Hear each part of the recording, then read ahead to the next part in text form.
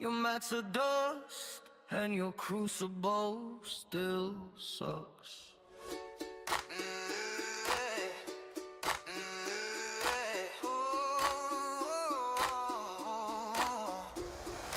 Cue up the match, loud thunder cracks. Songbird flies Taskmaster with the slap. Hyperion spins, ghost turning up.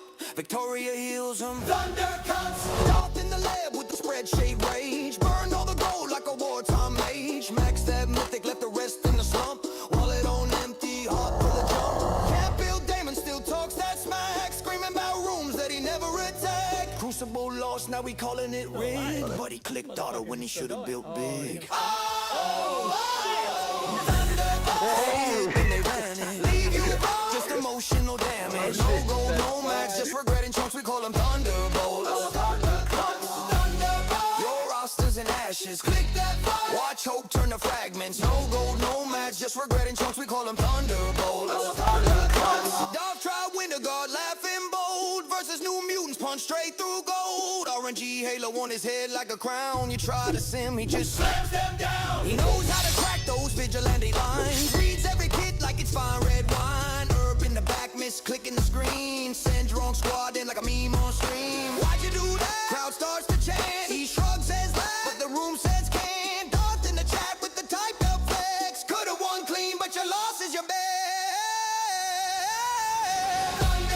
They hit, then they vanish. Leave you broke. Just emotional damage. No gold, no match, just regretting chunks. We call them thunderbolts. You call them thunderbolts. Your roster's in ashes. Click that fire. Watch hope turn to fragments. No gold, no match, just regretting chunks. We call them thunderbolts. You call them thunderbolts. You try to battle on a shattered phone. Low arena rank like a broken throne. One man stands with a whack-ass team. Darth hits and he laughs on stream. Oh my god, you gotta be. Wow. I got you and I'm not happy because I reckon because he's been saying about They hit, then they vanish. Leave you broke. Just emotional damage. No gold, no match, just regretting chunks. We call them thunderbolts. Thunderbolts.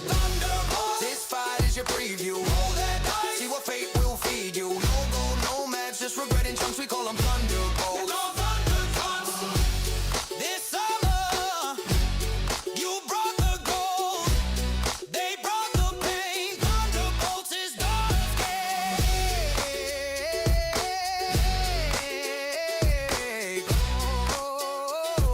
Oh, here they come. One last strike. Thunderbolts, thunderbolts, thunderbolts, thunderbolts, thunderbolts, thunderbolts, yeah. Thunderbolts.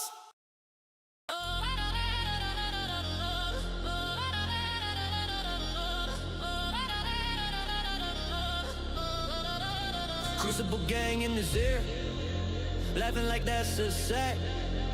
ZKG in the chair, whole chair ready to attack. We ain't gonna flop, he loading. Teams drop, tabs, screen on squad on lock, click once his squads just stomp. He don't scout, just smirk and sin. Weird ass teams that should never blend. They ask why he just hits again. Chaos on tap, there's a ZKG trend. Stream up, late night red eyes. Op team full when they realize he don't care what the meta implies. He just freestyle fights, improvise. ZKG got Fetty on call. Whole time budget about to fall. From the nerd, let him up, watch him fall. Whole crew stacked, he's clearing it all. Fly high, getting stone on cam. Trek of breaking bones, goddamn. T-Daddy dancing, beard go slam. Crowport drinks, can't feel my legs on my hands. And ZKG out here destroying squads. Crucible gang in his ear, he's got just streams and laughs at the op non-stop. He'll keep attacking till the wife brings the mop. Yeah, ZKG out here breaking the odds. Unique squads tearing holes in the dark. Just streams and laughs at the bodies drop. He'll keep attacking till the wife throws a chin clock. Hey, new room, he never reads that tag. Wrong traits, right clicks, failing fast. Chat spam mail when they think he last. And the screen go boom, whole board gets clapped. Fuzzies in the meme till his thumb feel cursed. Phone burning up, gotta push through the hurt. Crucible calls, they all dive head first. Whole gang live, rush the get worse. ZKG with the sci-fi mind, see the lines of the code. Every week design, turn trash rosters in the top tier grind. Every odd pick hit like Prime. Crow got him lit, worse on the blur. Still full clear, that's light work, sir. If the plan scuffed, he just makes it work. You thought you were safe, you lose, good sir. KG out here destroying. I'll tell you what, man. I'm gonna tell you this right now. This is a fucking rough night. Like, not, no, it's dead, but fucking dragging ass. I ain't gonna lie. Usually I'm good, but I'm actually glad you came on because I was watching DNA and I love DNA, but he's got that monotone voice. That motherfucker was putting me to sleep. I'm sitting here fucking nodding out. Oh, you ain't gonna die out on this one because this is just. No, I was debating. that's what I'm saying. I was debating to do something earlier, but there was so many CCs where I just wanted to, have fun with it. Let's have some fun with these fucking CCs. And Yeah. it was nice to see some different shit. Those punch-ups we had on your account were pretty fucking good.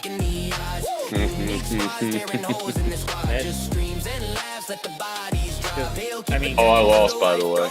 you lost? Oh. Yeah. Even if I think even if I would have full cleared, I would have lost. Because he got a 52.07. So, it is what it is. I ain't sweating. But, honestly, the only thing holding me back is fucking Blue Marvel. Well, Blue Marvel ain't shit. But, what's that? Blue Marvel ain't shit. Yeah, well, it's still nice to have him fucking throw him on defense because, but I don't have him to throw him on defense, so, unless they put him with a cosmic fucking taunt, which is an easy Well, here's the thing with Blue Marvel. Since there's no more red stars for him, he's practically useless now. Yeah, he's really? like Did you see my match with him going fucking earlier today? Did you see that shit? Tell him, Z, that motherfucker wouldn't die. He just was on a sliver of health. It's like he just wouldn't fucking die. And you're like, he's hitting them hard as fuck too. And you're just like, well, fuck this. I'm not saying Blue Marvel's useless. I'm saying without red stars, he's practically useless. Because he's not going to hit nearly as hard as what you're used to fighting, which is the 7 reds. He's not going to be as tanky. He's not going to hit as hard. He's not going to be as tanky or anything. Okay, it sounds like that. It really does, and you could say that because that's the general way we look at characters. Going, okay, they're 7/7. They're not as great, but when they get that diamond or 2 diamond, you're like, oh shit. However, what I'm saying is, if you get Blue Marvel now, there's no red stars. He is. Oh well, yeah. Okay. No. I get what you're saying. I get it. Okay, yeah. I completely. I thought you were basing it off of other characters, but no. This part here. So you're Well, okay. You're right in that aspect. Yes, you are right. 7 red or 6 red. He's very, very good. He can take hits. He just does damage. Yeah. I've heard of people who have 0 reds on Professor X. He practically sits there, or he falls over. That's pretty a 0. In that aspect, yes. But the people I'm facing have the fucking red stars on them. So that's the issue. For you, because you probably only have like 1 or 2 reds, maybe 3. He's probably not going to be that big of a game changer. Now, once they add more reds, then that's like stuff that he provides. Well, until they stop gating the fucking P4. I mean, at P5 is you can actually get P5 easier than you can get P4 ions. Yeah, okay, 1.3. And it's fucking insane because I'm still trying to get my 5th one. If you're going for events, yeah. Yeah, I mean, I try and get them in events, but I'm not fucking spending money. No, don't fucking kiss my ass. You get P5 from events. You don't get P4 from events really anymore. No, but yeah, that's what I mean. That's where I get the majority of my P5s. But the fucking gate lock on fucking P4 is insane. Yeah, it's coming. It's just I don't know exactly when, but probably the anniversary. You'll see a lot more giving up. I mean that's fine, but it's like Jesus. It's there now. I'm looking at this for Blue Marvel. Blue Marvel, I got him 7/7, great, purple 5, whatever. So this is his stats. It's his stats in game, so we know it's there. So if you take off the red stars, oh shit. Yeah. Okay, so a 5 million drop in health and a 400k drop in damage, and that's a lot. That is a lot. Armor, the focus and. Yeah, the focus and resistance is about 50k, but still anything about 100 is great, but yeah, that's a big drop between it. The only thing I could see that really is only viable is him taking off like Safeguard or something from somebody and getting that off. He won't do as much damage, but fuck, shit, that is when he gets a diamond, he's fucking people up. He's gonna fuck people up. He's gonna fuck. People are gonna fuck around and find out, and it's not gonna be. The other thing that's killing me is the 3-3 mags. That's killing me right now. And I am 2 fucking shards away from a 4-4. I've been 2 fucking shards since that shit. Oh, I was so pissed. Oh yeah, I mean, I'm still irritated with that. He's gonna come around I needed, again, but it's. Oh, I know, but I needed 10 shards and the fucking orbs. I was up to like 200 cores and shit per deal. How that went. Fucking motherfuckers gave me 8. I was like, you son of a bitches. Oh, I was fucking hot. Welcome to Late Night with Fly. What's the best thing about him? Who, Blue Marvel? Bro, Blue Marvel on defense. Blue Marvel or Mags? Yeah, which one are you talking about? Blue Marvel. He fucking destroys you. If we're thinking just based on kits, the best part about him is he's fast. His turn 1, he hits everybody on defense and only defense. He reduces all positive effects, and he'll put defense down. I don't know if he puts trauma, but he puts defense down, and he hits hard. And if you have the red stars, he hits a lot harder. Let's put it this way. He's good that everybody pretty much that has him is using him in arena. And on defense. Well, that's whereas he does put trauma. Yeah. Whereas for me, what's that? It's different with arena because he stops speed stat reduction, so it's pretty much the APOC, but much better. Well, for me to beat him in arena, I have to take in F3, Xavier, and Dorm. And now, if I go first, it's 100% win.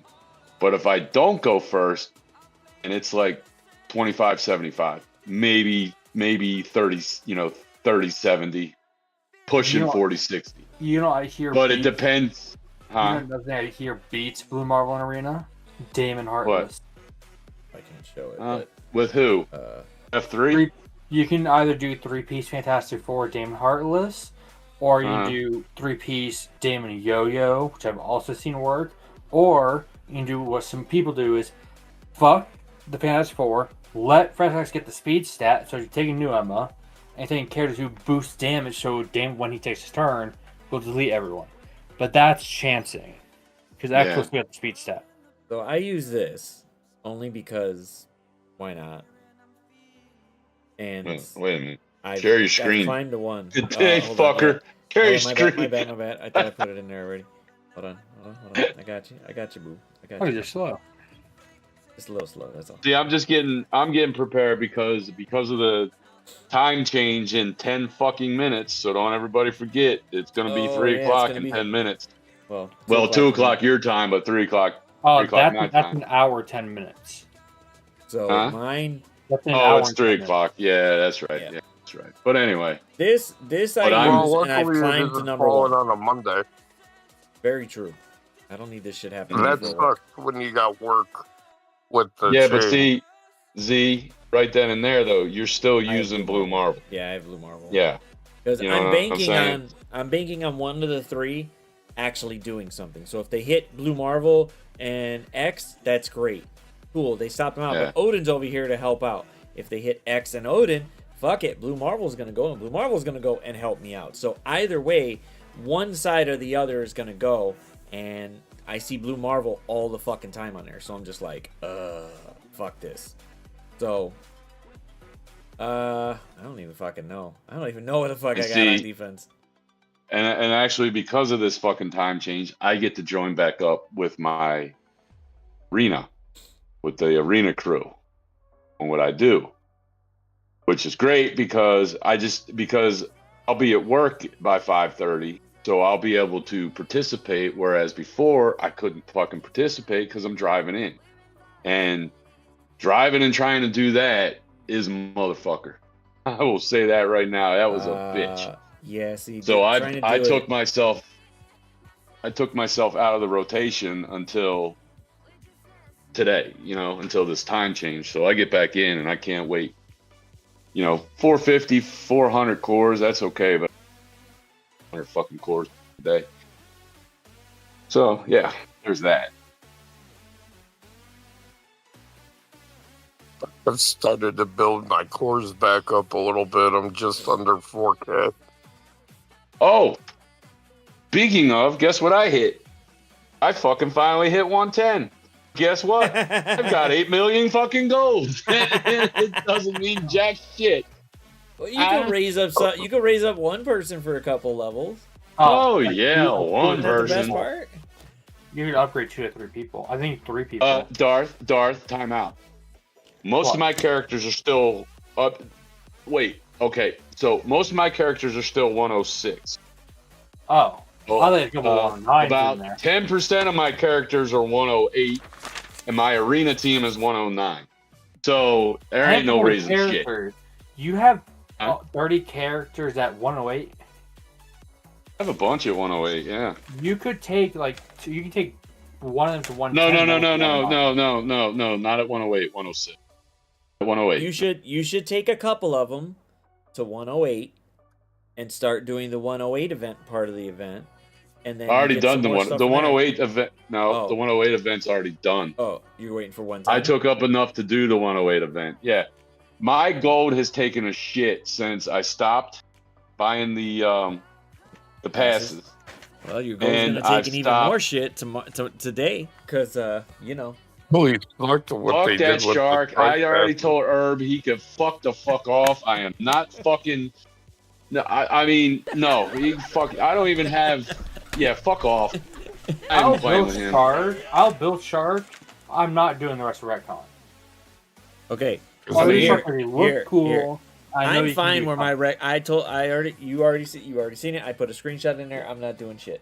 However, when I think about this, and still knowing, I don't know what they're exactly doing, but thinking about it, I think they're trying to drain resources everywhere, maybe to restart with this quality of life shit, because there's not the general consensus is there's no resources anywhere where they used to be.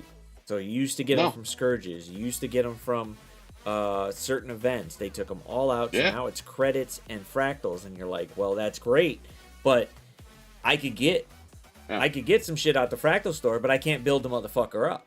I could do that. The only ones that are really benefiting or have been is the players that already have that gold stashed up, but that gold stash is going down for them as well, because they're like, well, Yeah.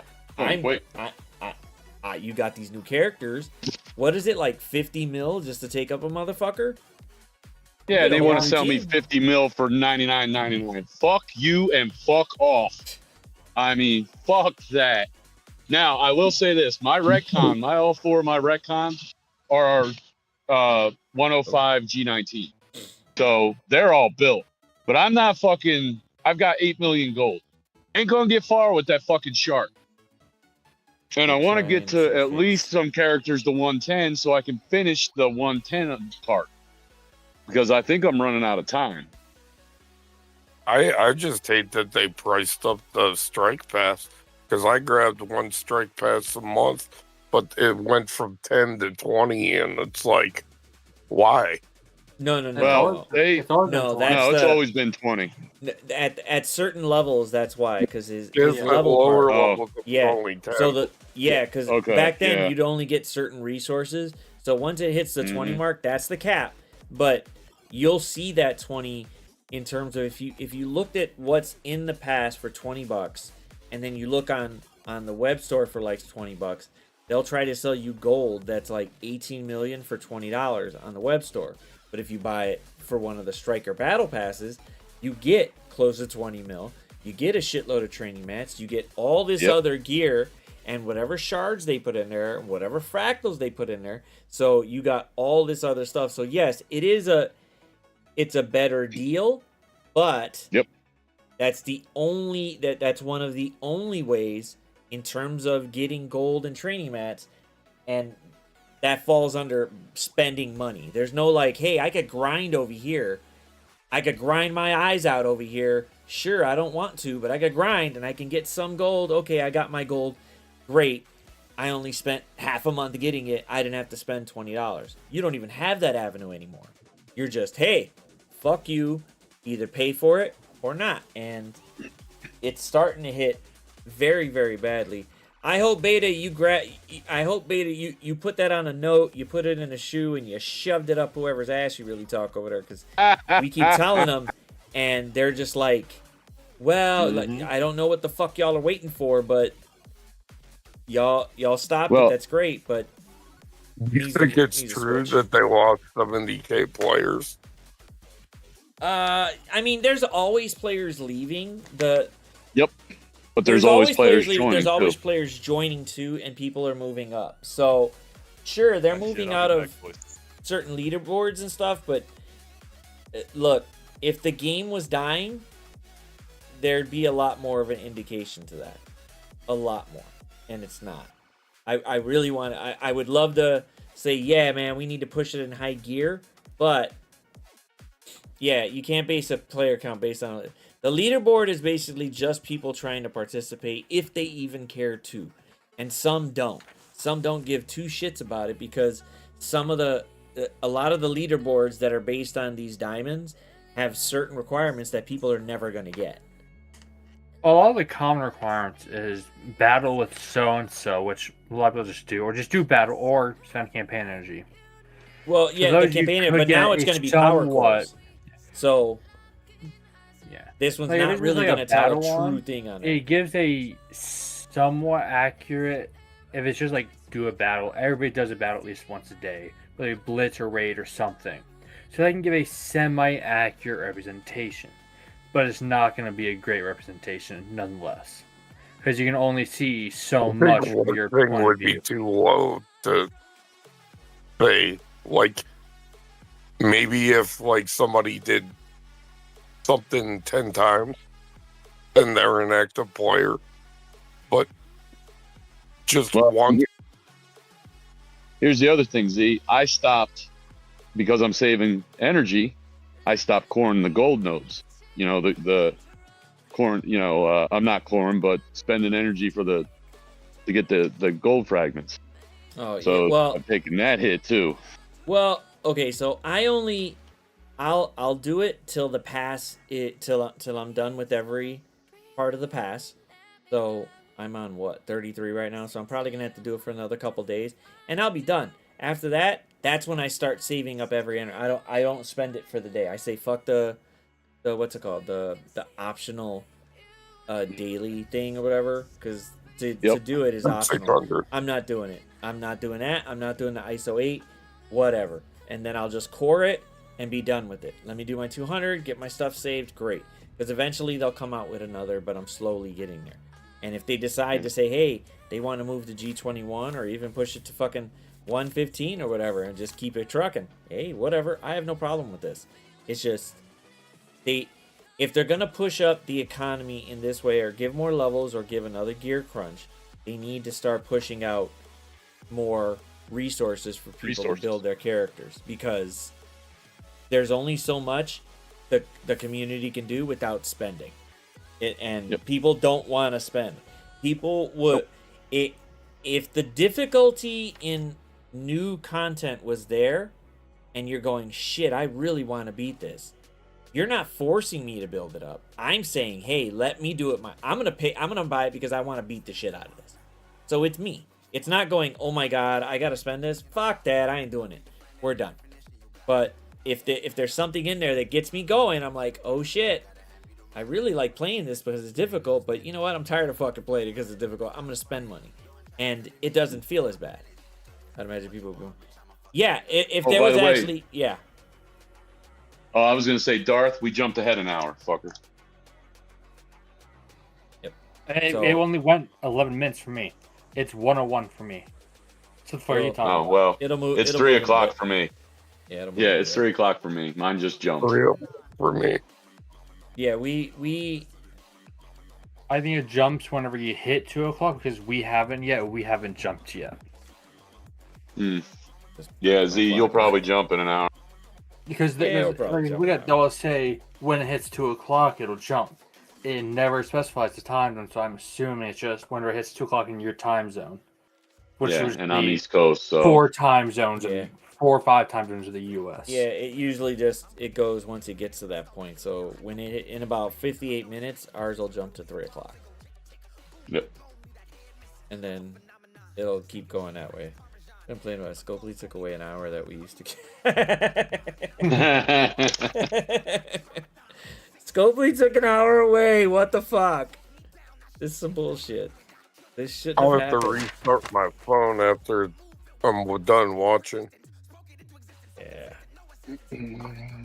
No, mine won't update for. But yeah, I was anymore. discussing this resource matter with somebody else, and it's like you got, it's just the thing that gets me. I can deal with the gold. That I can save it up, but it's gonna take time. What I can't deal with is the fucking P4 ion gate. That's where I'm having a fucking issue. Well, that's it. So, God, I can't even say it. No, don't say it. I don't want you to get in trouble. Shit's coming. Shit's moving Yeah. where it should. It's just I don't know the exact plan that they're doing. Although there's stuff I wish I could say, and I'm pretty sure Beta knows it. It's just I can't say it. But No, and I don't want you to say it. hanging at least for the anniversary side, just like every year, they give out so much shit that you're like, oh my god, this is gonna be great because now I could build a bunch of these characters. I could build out the characters that are coming, and I get a little bit of leeway with it. And I'm hoping that they fix this horse shit by the time the anniversary ends, so that way, Yeah. you're stuck on this momentum of this high of like, oh shit, this is really good, and there's more players coming in and people want to stay because they're like, wow, this is great, and then keep it going forward. And I'm hoping they do it. And RJ And I have has 4 that days. thing for it, but I was, I don't know if they got the plan. yeah, I was just gonna tell you, I got 4 days left on that fucking to get the 110, and it's never gonna happen. Nah, To do the 110 event. You know, my biggest issue is with Strike Force at the moment. I hope it changes when they do the quad life. We've gotten 105, we've gotten 110, we've gotten 100. Stuff's gotten more expensive, levels gotten more expensive, gears gotten more expensive. And yet we haven't seen a change or an increase in what we get for gold. In War, that's been the same for who knows how long. Raids, I wait for a new raid, they increase the gold a little bit. They don't increase it enough with how quickly the cost of gold is going up. For every like million the cost goes up, we get like 10k gold increase somewhere. this feels like this kind of feels like every government out there. Prices go up, but wages stay the same. Mm-hmm. Yeah. Everything else goes up, but wages stay the same, and you go, don't worry. I know that bread was like 50 cents before, but now it's $2, so fuck you and figure it It's out. like training Shit, mats. when I We've started gotten smoking lots of ways cigarettes, to get training mats. they were like $2.25 a pack, and now they're like 10, 12. To be fair, that should be looking at that way where it went up like 500%. You should be like, you know what? Fuck them. What's that? Smoking? Yeah. Yeah, I fuck was 'em. gonna quit smoking when they went over $5 a pack. Yeah, them motherfuckers down here are not over $9 a pack, and the only reason I spend like $17 a day because I get a 2-pack special. And that's it. But yeah, all that we're doing is spending money to kill ourselves. So Beta, hi Beta. Hey, What's I up, figured Beta? I figured I'd hop in here. You want to fix this? Just go bomb Blizzard, right? Then that'll fix the economy. Oh shit. Yeah, I mean the amount of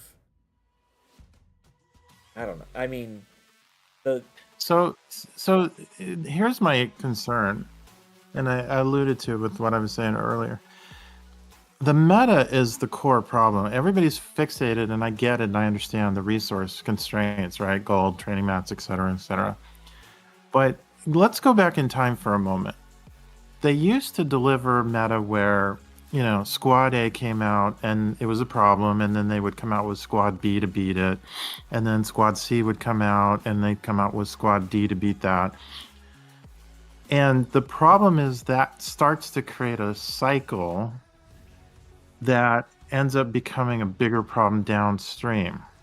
And then when you start to pivot and you come out with squads that can beat multiple things and do it like, go back to when Underworld first came out or when Undying first came out, and these things are punching up, 2-character squads or 3-character squads are punching up millions in power, right? All of a sudden they start to create this problem. I'm concerned because now we're getting to this point, and I kind of joke with people about it, but we've had the most recent set of meta has been all about stopping speed mechanics, right? Yeah. Where do we go next, right? Do we now all of a sudden, when you can start to see this happening a little bit with Trash Can coming out, where we where we have to build kits that basically say stop the stopping of speed mechanics. Yeah. Right. So Well, it starts to become this loop of problems, and it's like, where does this go? Where we've got power creep that's massively happened. We've got meta creep that's happened. And I want to go back to one point, which is something that when we first started doing the player council stuff a long time ago, we heard a lot of feedback from the community that said we're tired of the aging out of meta, right? We want meta to be valuable for longer. And this is one of those things about be very careful about what you ask for. So while I love it and I love the theory crafting aspect, we've calculated it months ago that there's something like 70,000 plus potential combinations of meta that you can run in Wars, just as one example. And then you've got over 70 plug and play characters that you can augment that with. And so that's why Wars have become at the top level these nightmares to manage, right? Where basically the top alliances are doing 24-hour voice chats, come in, do your hits. We actually literally tell you, do this, do that, and so this is where the players asked for this stuff. They delivered. They said, okay, we're gonna make meta last for 18 months, which they've been doing. They're doing shit tons of reworks now, which is sort of reinvigorating a lot of that. On one hand, it's great, but on the other hand, it's created this huge meta nightmare. And that was my point in chat earlier, is instead of fixing that, and I don't know if they know how to fix that, and that's part of the problem. What I think they're doing, and this is just my opinion, is they've started to try to fix the meta by bricking the economy, right? So if I slow the player base down, I can start to create separation again, which disappeared for a while.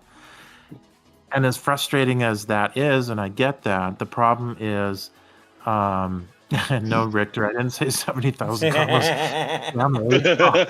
There's definitely not 70,000 combinations for them. There's maybe a couple, but there's probably like 16 combos of that. But anyway, so the problem is they're trying to solve it with the economy, and that's just a really feel bad perspective for people, right? So it's just, there's so many things that I'm concerned about. It's like, I don't know where they're going with this because the meta's a problem. They're breaking the economy. We know content has been extremely lacking. I know people keep saying, where's Danger Room? Where's Danger Room? Where's Danger Room? When's the next Dark Dimension coming? All of this stuff, there's just nothing much to do other than CC is kind of the interesting thing that everybody latches onto. And Wars are pretty boring these days, right? And Wars actually have really become, I don't know who coined this, I love using it though, is Wars are essentially 24-person CCs. That's really all they are anymore. That makes a lot of sense too. Well, okay, so in terms of War at the higher end, because you're there, I hear it from people going, oh my god, and when they have talked about it with us on the Envoy side, they're like, man, there's these wars that are going on. People are on voice chats for like hours talking about this shit. And I'm going, well, why? If you guys got everything maxed out to the nines, let's say that if that's the case, because I really don't know. I don't know how high-end alliances have it. Is my assumption somewhat correct? Where I would say 95% of the roster is literally maxed out. So the problem, and I don't know how to say this in a nice way, so I'm just going to blurt it out. Yep. The problem is there's a few meta that are very specific to specific counters, right? So for example, I love making a joke about, we have an alliance mate that clearly didn't read any publication or kit information or whatever, and so they kept Retcon out for offense, and they saw Winter Guard on defense, and they went to use Retcon against Winter Guard. It's like, hello, you're using a defense-only team against the one thing that counters it, you know, not the smartest thing to do. So the problem at the high end, because it's so competitive, is that you've got 24 people in an alliance. You've got some good people there, but not everybody pays attention. And so why they tighten the reins and basically say, we need you to come into voice chat, is because they need to stop people from using the very unique counters like Winter Guard, like Secret Warriors, that have ability to beat a ton of things, but they're the only things that can beat very specific things too, right? And so we need you to come in, and this is why I walked away from all that, because it's extremely time consuming, and I enjoy playing where I'm at now because it's very, you know, a lot more casual in terms of this commitment level.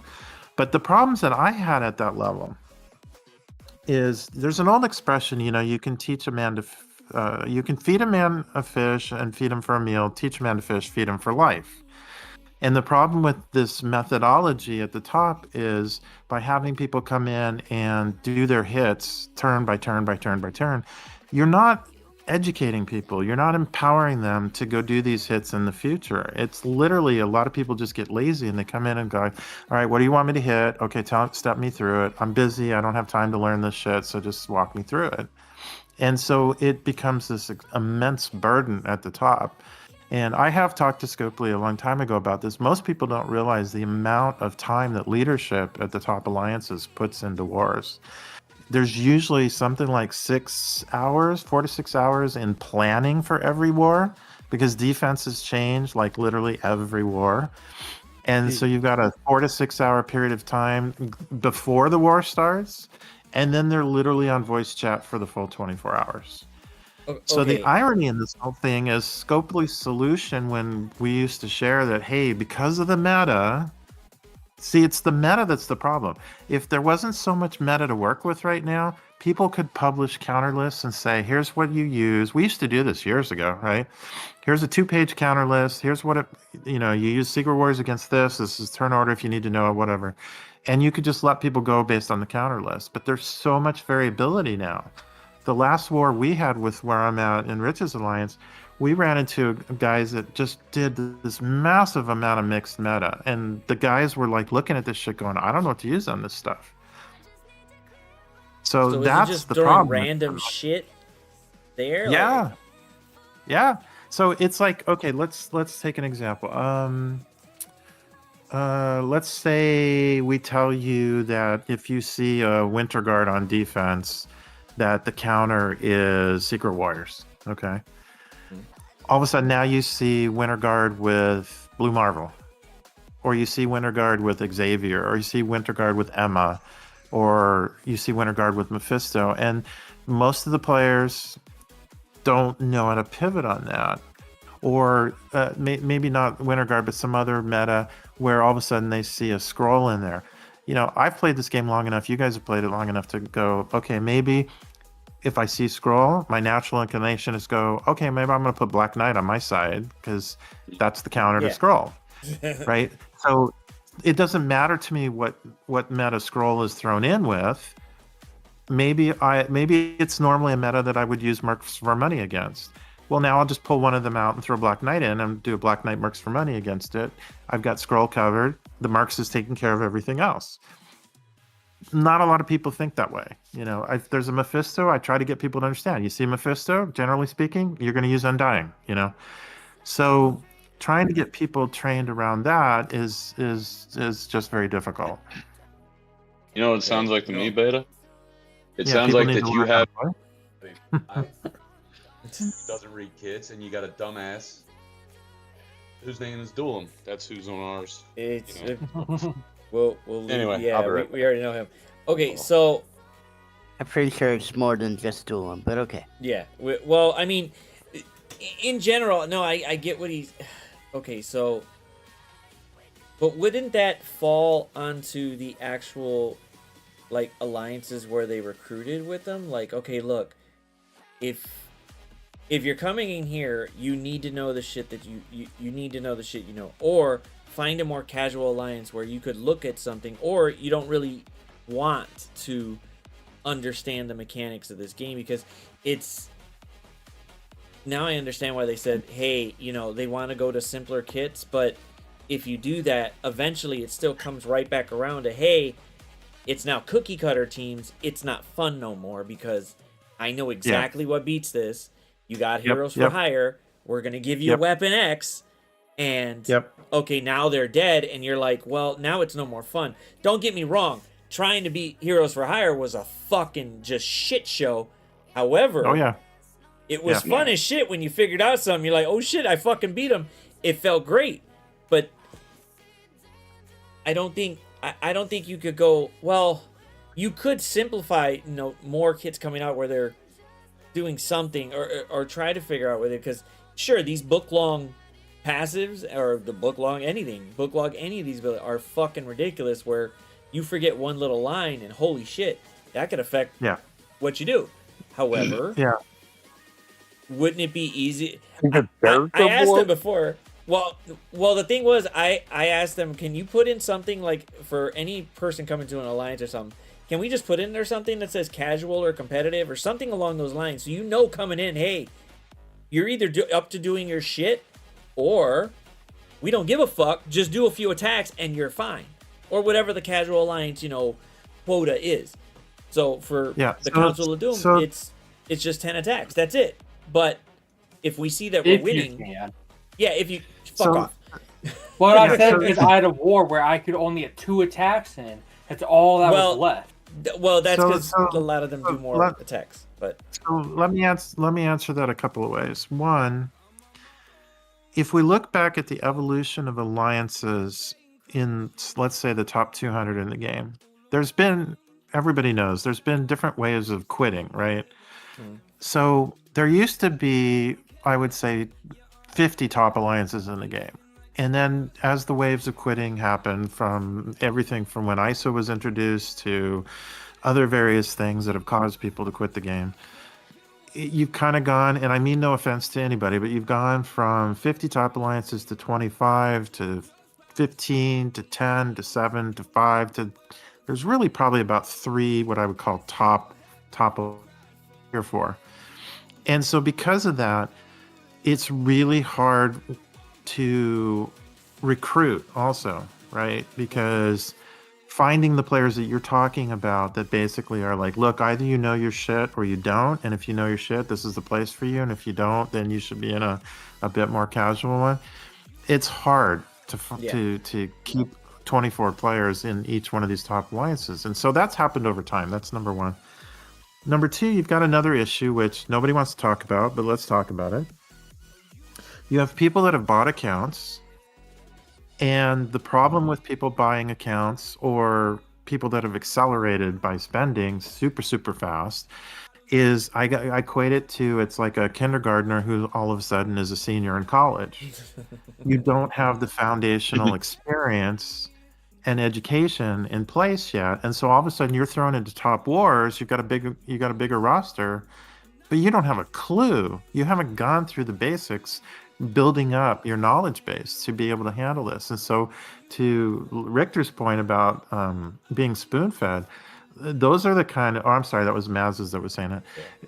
That's where you run into a lot of the spoon-fed things. People get excited. Oh, this is a Kraken who's willing to spend. Great.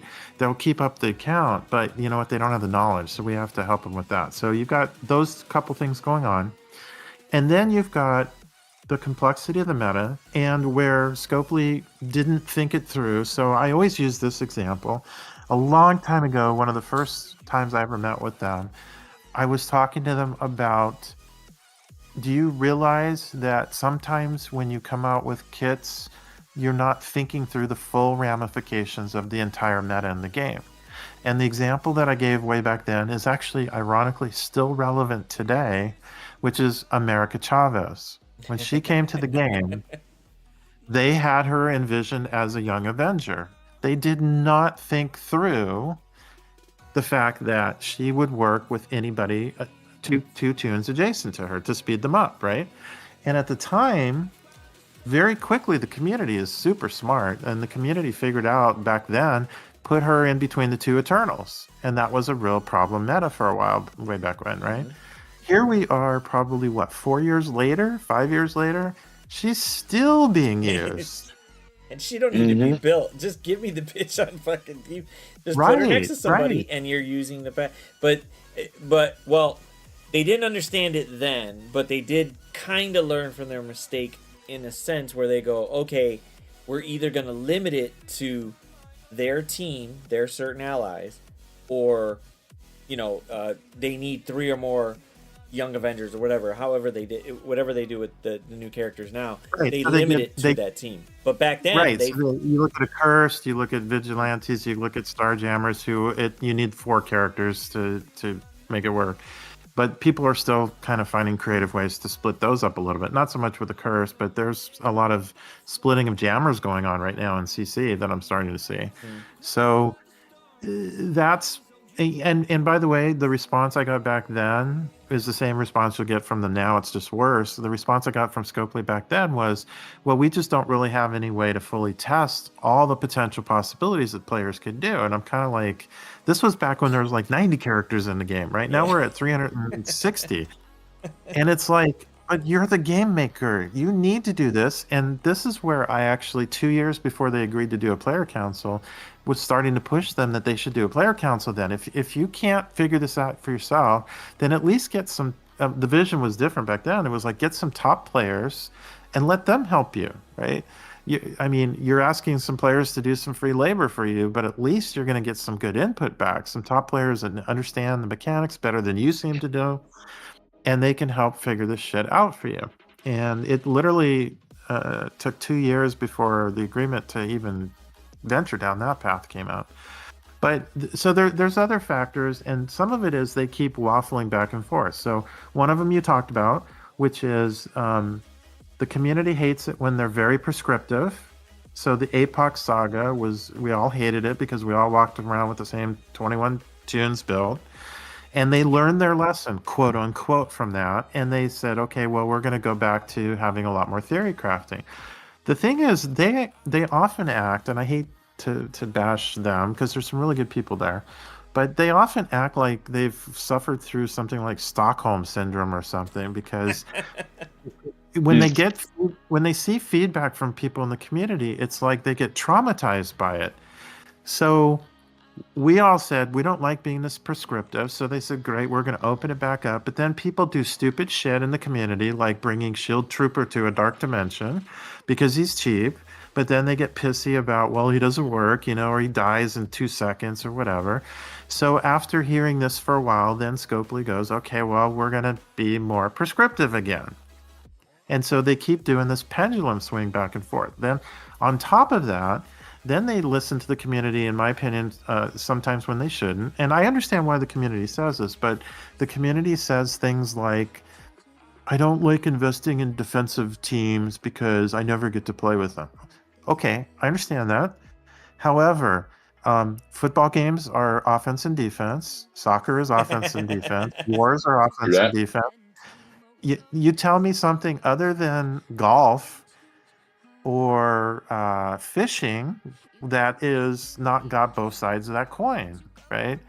And I'm a big defense fan. I love crafting creative things to complicate people and challenge them.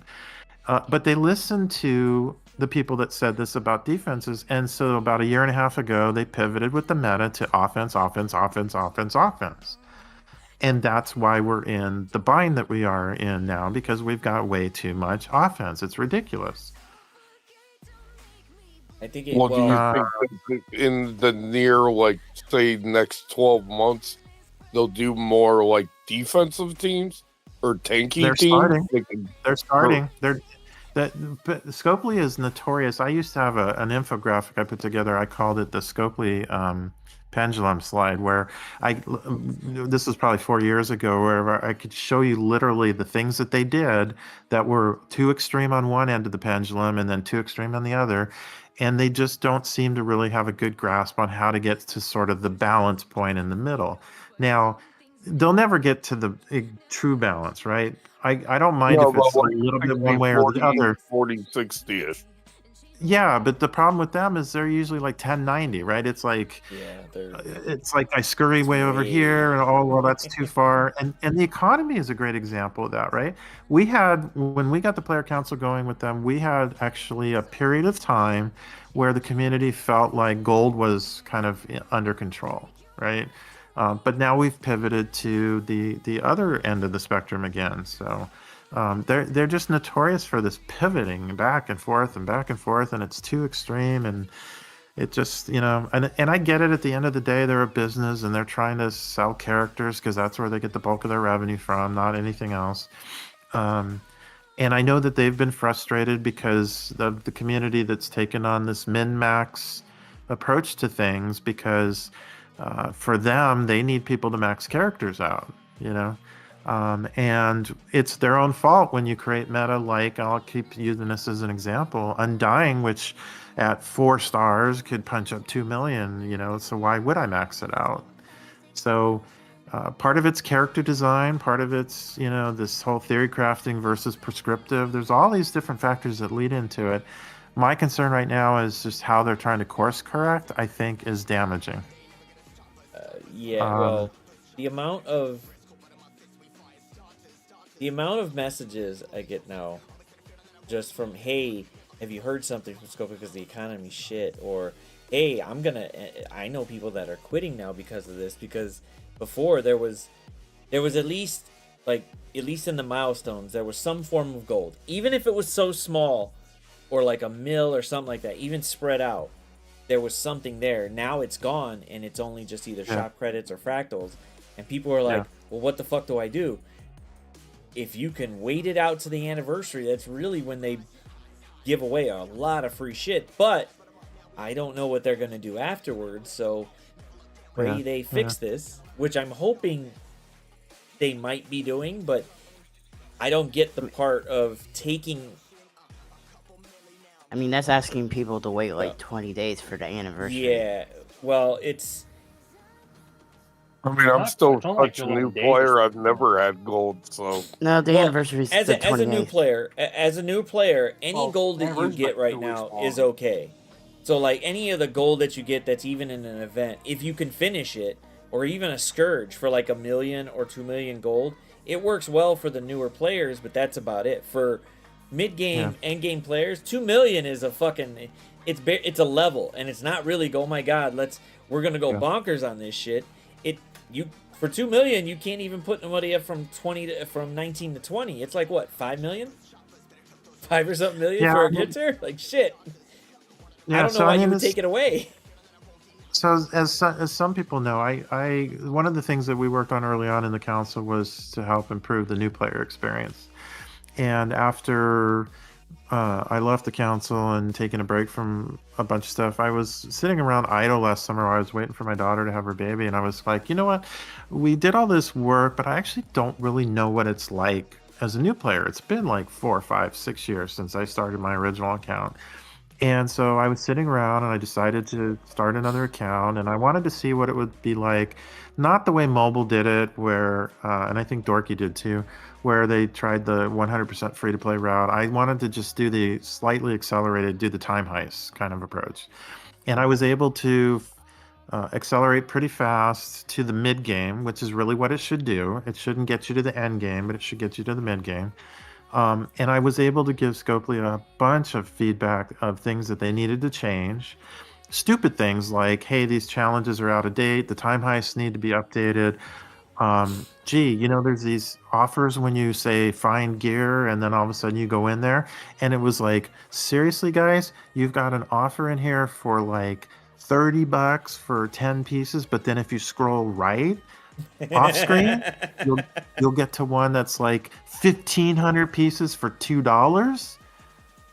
it's like, seriously, are you trying to scam people because you don't think they're going to scroll right or whatever? And they're like, oh no, you're right. We need to remove those. That we somehow missed those. So I was really excited that I was able to give them a bunch of feedback and they made a bunch of changes. But I can also relate to a lot of the frustration people are having, because when you do that process, new player experience is absolutely way better than it was when we all started in the beginning. Oh, hell You're yeah. not. You've got characters available that we didn't have, so being able to have Jean Grey and Nightcrawler and Orcus and Spider Society early on, and Annihilators, and even getting Fantastic Four fairly quickly, those were all really cool to be able to go through that. But then you hit a wall. You literally come screeching to a halt, and T4s are a problem, gold's a problem, ISO's a problem, training mats are a problem, gear's a problem. And it's such an abrupt slowdown. It was just Hit amazing. the gold wall at 80. Yeah, your gold, trying to find gold for you is rough. But Yeah. you're at 80. I did fine through like 65, but then from like 65 to 80, it started slowing down. And then once 80 hit, I never have more than like 5 million gold. Yeah, wait till you Like- get to 100 and watch how much it slows down. Oh my god. Because But- the well, economy never caught up That's to one the, of the to the reasons bill. why You know- I'm not huge on leveling my like player level so high, because I can't afford it. Like if I go up from like say 86 to 87 in about 10 days, I'll be all right. I'll have my arena team and I'll have like 4 or 5 raid teams at level cap. Yeah. But it's just, that's it. Like the extra teams for like modes that are fun to play in, I ain't got time or resources for them. Yeah. It's, You know what? And I'm not saying like I have to max those characters, right. but of like course. if I could at least have like those secondary mode characters, like say I was 85, if I could have those secondary characters at like 75 or 80 and it wouldn't break me, it'd be cool. But Yeah. I'm not gonna drop $100 on Yeah. shit. yeah. Like I spend probably about $20-$30 a month, but I don't spend a ton, like, Yeah. but it's just like once the crunch hit, it was like I'm barely breaking even Yeah. just for things I have to get core, to do raids, to get gear orbs or gear, Some things changed, because in the past it used to be, when a new level cap came out, so let's say when 100 came out, then the resources had kind of freed up to get people to like 90, right?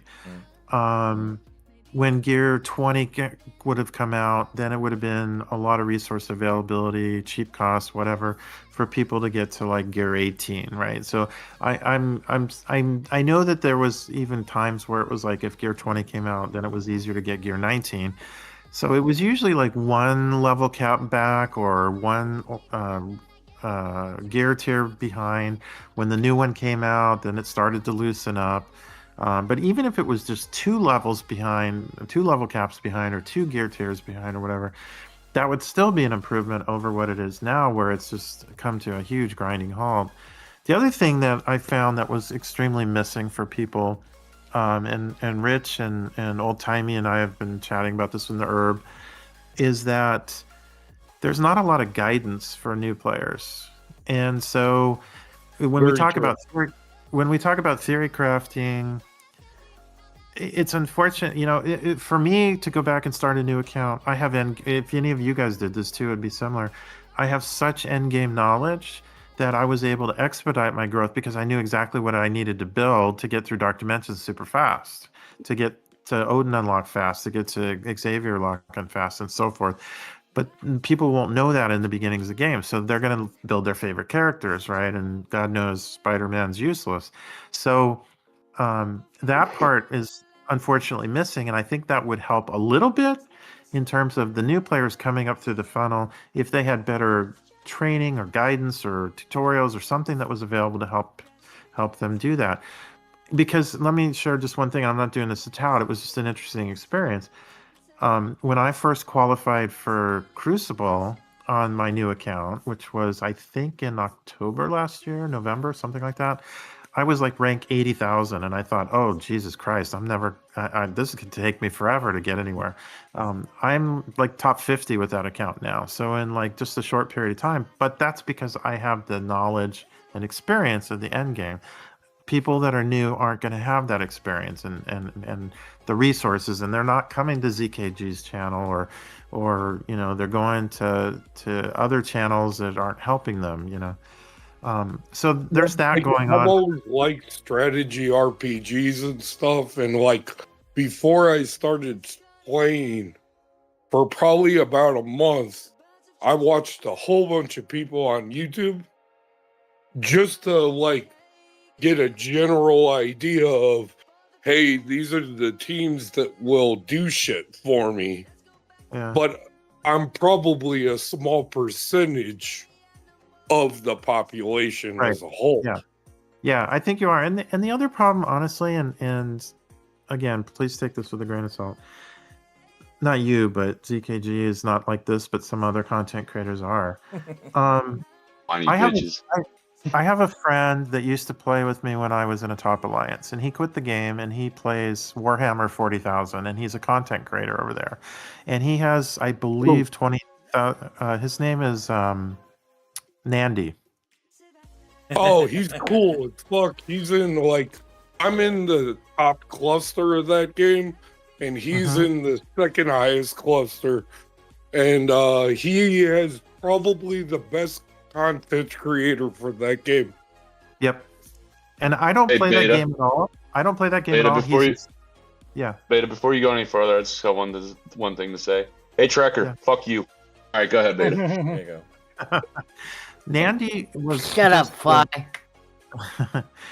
Nandy, when he played in Panzer Hulk with me, just super nice guy.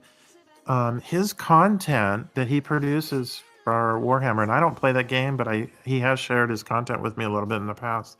It's factual, it's simple, it's very concise, informative, and it's easy to informative. digest. Yeah. and it's non-drama, non-trolly, whatever you want to call it. The Well, problem the big is problem is like sorting through the chaff with content creators, because there Yeah. are some that are just, I'm having fun playing, but I don't know fucking dick about game mechanics or Yeah. etc. And then Yes. there are people that actually like know their shit and can explain it that's digestible to the masses. And he's definitely in the second group. Yeah. So he's a very smart player. His content is amazing. And unfortunately, in my opinion, there isn't a content creator in the MSF world that produces content like he does. The ones that are out there in this world are either too remedial, or they don't know what they're doing, or they're too much about the clicks and the clickbait. And yeah, yeah, Duelim, and Rage, and Boiler, Yeah. and Heartgrave, and yeah. So I haven't seen Heartgrave lately. he's Who doing cares? wrestling. He's doing wrestling He stuff. went to wrestling. So the problem is, I don't know if people that are producing this stuff, and ZKG are in a different boat to me than those guys. They're producing this stuff and they're kind of shooting themselves in the foot in a way. I'm not saying they have to be shills for the company, but they've gone too much to this drama queen crap. And A, I don't think people are learning much from it. And B, it's such a negative experience. I get a headache watching that shit. I just don't even really watch it anymore. There's No, a so- handful of content creators for Marvel Strike Force I just auto skip. because Yeah. they're just so negative. You can tell they don't like the game. And it's And just look- like, bro, fucking quit then. Like, You're right, you're not right. enjoying yourself. Don't poison everybody else's impression. Right. And it's right. not like being a company man per se. I'm not saying they have to have blind, like Yep. faith in like what Scopely does, but some people you can tell, like, okay, I'll drop a name, Mobile Gamer. I liked him when I've watched him, like when he played Swigo. He's an entertaining guy.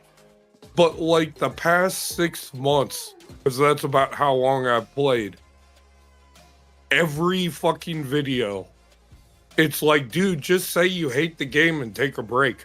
Fuck's sake. Like, what do Yeah. you do? Why are you torturing yourself? It's nothing to do with him personally. But it's just the The complaining thing- and the hating. Yeah, so it's, to me, Mobile is in a different class by himself, and I say that because Yeah. I view him as entertainment and not really as content.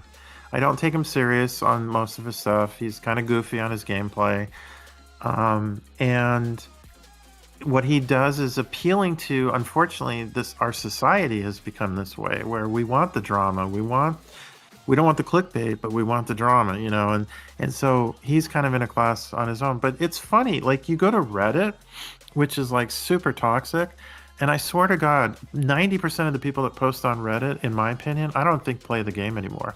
They're just a bunch of jilted ex-lovers that just can't get over it and move on. For some of the stuff that I see out there. So there's very little content out there that's of value. But Reddit's you know, a shithole. The main MSF Discord may not be toxic, but it is trolly. it's very trolly, and I'm not on it anymore. I gave up being out there a long time ago. So I did want to address something real quick. Only though. for the code. I did want to address one thing real quick back to what Lord Richter was asking earlier about Cerebro versus RJ. So, just for point of clarification, those two are in completely different roles. I've met with both, and I have my own impressions, and I will be very open and honest about them. Cerebro is or was pretty much a gatekeeper. I don't think he was very effective at funneling community input into the company. I think he was probably okay in terms of communicating out, but it wasn't frequent enough. And I think he was part of that community that suffered from all the trauma early on. One of the things we used to talk to them about was you guys need to communicate more frequently. Obviously, we want their communications to be better, and I think they've gotten better with what Path has been doing. But they used to have a lot of problems with some of the stuff they communicated out, but they just weren't doing it very often. And we always joke about, they always say, subject to change, because again, this is trauma speaking, where, there is more stuff I think that they could share. I think we would all benefit if we had a 3-month roadmap that we could plan around as opposed to a 1-week roadmap. But things change, and the problem is this community is not very forgiving. And so if they say this is what our 3-month roadmap is and something changes, the community goes apeshit. And if the community could chill a little bit more and understand that some things get delayed sometimes they find a better way to do something or whatever, then maybe we could together, between getting them to communicate more and we react a little bit less, maybe we'd have more information, and then we could make more informed decisions about what we're doing. Like if I knew, Herb was here, and we were on voice chat the other day, and we were all kind of hypothesizing about what do we think the next leaderboard event's going to be. What's the next character, whatever. And I was joking, but I was trying to think it through, and I was like, what? I bet you Quasar's going to be it because it's time, right? And so of course now we got the notice about Quasar coming out next week. So. But it would be nice to know that, right? It would be nice to know that Quasar's next, and then, the next 4 characters are this, and then maybe I'll cherry pick which ones I want to go for and which ones I don't want to do. Or maybe I won't do any of them, or maybe I'll do all of them. It doesn't matter. But anyways, back to the commentary. So my problem is Cerebro is an arrogant ass, and I just don't think he was very good at what he was doing, and I don't think he was doing the community a service. RJ is in a completely different role. RJ runs the whole thing, and I've spent a number of conversations with RJ, and I think he has the best intentions in mind, but he inherited a challenge. He inherited a challenge in terms of the technology that was running the game was very outdated, and they've been moving it forward. And so it's a lot different than it was when he first started. I think the struggle that he has is a struggle I would have being in this role too, which is how do I balance what the community needs and what the company needs? And I think I wouldn't want that challenge. I wouldn't want to have to design an economy. I would kill myself trying to figure it out. That would be rough because that's a lot of moving parts. It's a lot of moving parts. For those people that know technology a little bit, I always equate it to if you understand the life cycle of PCs or computers, it's very similar to this economy in that, we come out with faster CPUs and then all of a sudden memory is a bottleneck. So then we come out with, cheaper memory, bigger memory sizes. So now all of a sudden memory is not an issue, but storage is an issue. So then we come out with cheaper, smaller, faster, bigger hard drives. And then all of a sudden the network is the issue. So now all of a sudden we move to, 100 megabit, we go to gigabit Ethernet. And it's a revolving cycle. And then as soon as you solve the network, it's the CPU is the problem again, And so it's very similar here. I hate to say it this way, but if they all of a sudden released a shit ton of gold into the community, all of a sudden people would be bitching about T4s as a problem or training mats as the problem. And if they fix one of those, then the next thing's going to be the problem, and then ultimately it'll come back to gold as the problem again. And so it's a tough thing to solve. It's just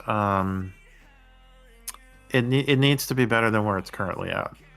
I don't think it's ever something you could solve, but I think it's something that could be balanced a little bit better. Yeah, I agree. Like there's always issues that come up. Like say Gear 21 hits and there's a new piece that you need that's fucking very hard to get. The game designers to be like, well, we want it to take people 6 months to get gear out their top teams, but the player base could be used to gearing up a team in a month. Yeah, so there's blowback. Beta, I gotta know. I'm gonna put you on the spot, but I gotta know. What do you classify that cripple fuck right there? What do I classify? What do I classify ZKG? Yeah. Z. So Z doesn't produce content per se that is dramatic. He's doing his round robin CCs. Yeah. And he's just fun to poke at, and I'm perfectly fine with it. It's I think so if we really tore some things down, or at least looked at it a little bit more with like a microscope in terms of what the community is and the fact that they're so vocal about all kinds of shit. I wish Scopely would understand it as the community's pissed because they want the game to succeed under, they don't know it, but that's probably a majority of the thing. We want the game to succeed because we like playing the game. And that's what obviously the game has evolved over 8 years. The first 4 years there was a lot of grind, but there was always less characters, so you had less to use. Now you have an abundance of it, and I don't know why they don't. They get scared of the community when they bitch, but they should go, okay, if they're bitching, that means somebody's caring. If they're going to bitch, they would bitch and leave, and then you wouldn't hear it again. But you keep hearing it over and over because the sentiment But it could be about the toxicity of the bitching, because there's like adults and there's immature teenagers. Yeah, like, exactly. Adults, well, yeah. if they have a critique, they'll lay it out and they'll say it in a manner that isn't like personally insulting. Whereas sometimes like the immature critiques, they enjoy it and they like the game too, but they don't know how to communicate for shit. No, they don't. Feels And like he's talking about me. This shit sucks. X is terrible. Y is atrocious, and Z is fucking malicious. But they won't actually like try to give feedback on how to change it. So it's kind of like you got to tune them out, like the immature negative shit. So there's two comments I would articulate to emphasize your point. One is there's a lot of people, well, I wouldn't say there's a lot, but a lot of the louder voices in the community are that immature, non-business experience kind of people. They don't understand. And so when they get frustrated, and I understand the frustrations, but instead of trying to work it out, they immediately do this 0 to 10. They go from being frustrated to basically saying, we need to boycott. We need a spending strike.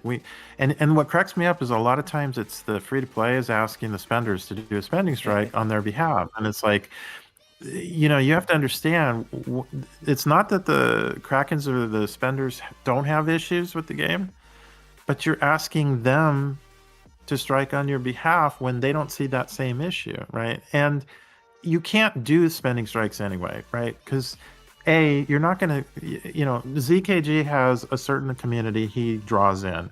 Mobile has a community he draws in. There is some overlap between the two.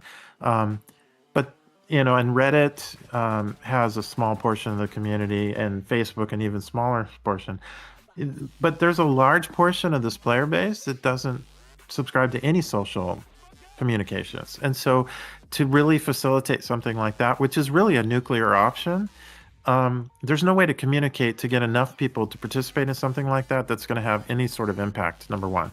Number two, it's a nuclear option. It's not a business-to-business relationship kind of thing. So by doing that, you're not starting out the conversation with Scopely in a, hey, we have concerns, we need to work together, see if we can't work, you know, to make this better for the community. You're basically throwing a confrontational position to them. You know, you guys fucked this up. You need to get here and fix this, or we're doing, you know, and that never works well. You might get a little concession, but then there's toxicity between the two parties, right? And so it's not long-lasting effects. Right, exactly. So that's one thing. And then the other thing that I was going to mention was, you were talking about feedback and how they do it.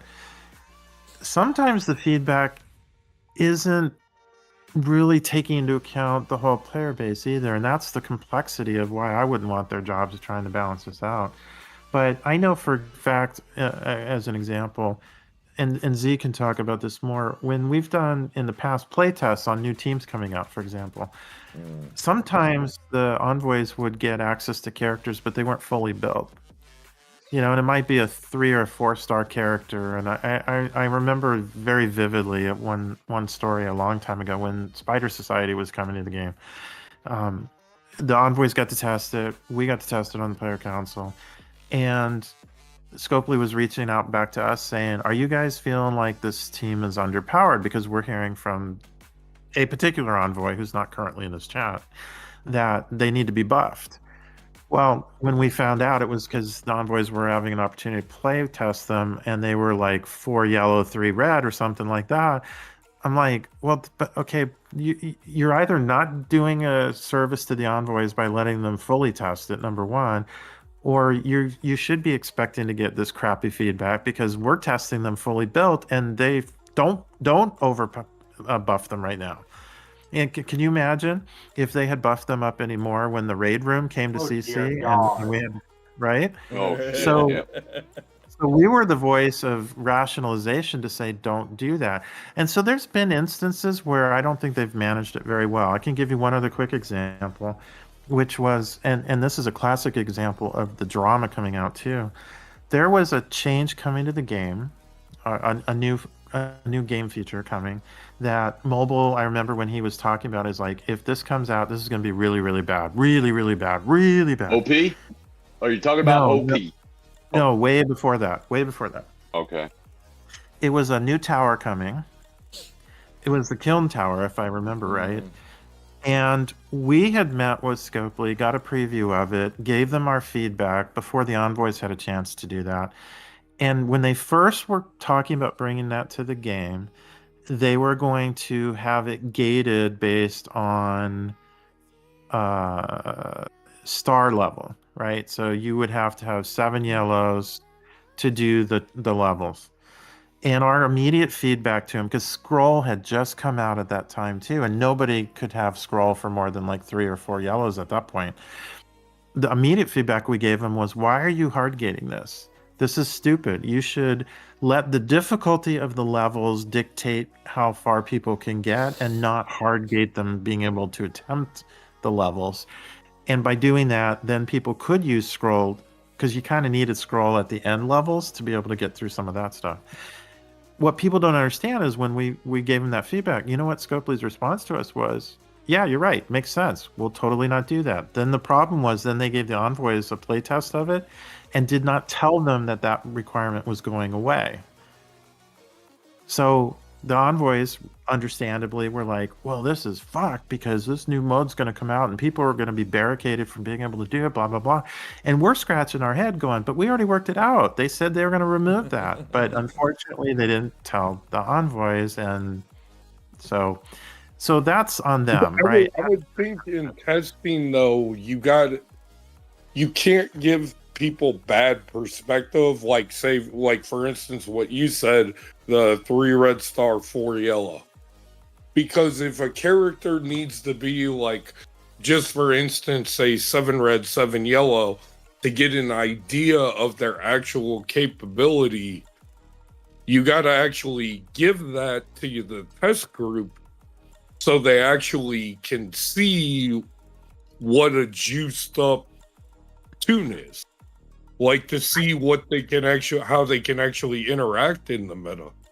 Yeah, I think actually what you do is you give them both. You give them the bare minimum one and allow them to see what the issues might be, and then you give them the resources to allow them to upgrade it, and then they can kind of get a better sense about at what point does this become viable, at what point does it become overpowered, so to speak, and you allow them to go through that path as opposed to just giving them the bare bones and letting them feel pissed that it's not accomplishing what you believe it should. Well, that's... but I would rather them give the full built character if they're not going to do that, right? Because I just don't think that you're getting a good perspective if you don't. But so yeah, I mean, we could talk all day about some of these missteps that they've done. You know, I don't think I'm not in the envoy calls, so I don't know what they're like. I've heard things. I don't think that program is essentially teed up the best either.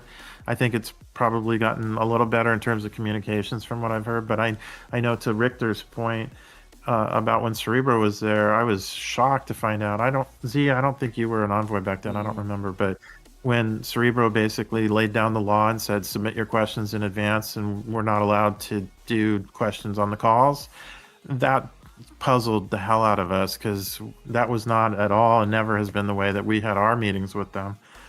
And that's basically somebody, in my opinion, that's very inexperienced trying to maintain control. So, well, I came right after he was on, so once he was gone already, they let me into the program, and it was like a totally different atmosphere, because they were letting some of them go, and then the switch hit, and then RJ showed up. And so my experience was starting with RJ and a few others there, and I got other envoys going like, this is really different, because before we couldn't say shit, but he's telling us, hey, speak the fuck up, because if you don't, we don't know. And everybody was just like, how do we? Well, fuck it, I'll ask questions. I don't give a fuck. I'm new here. I don't give a shit.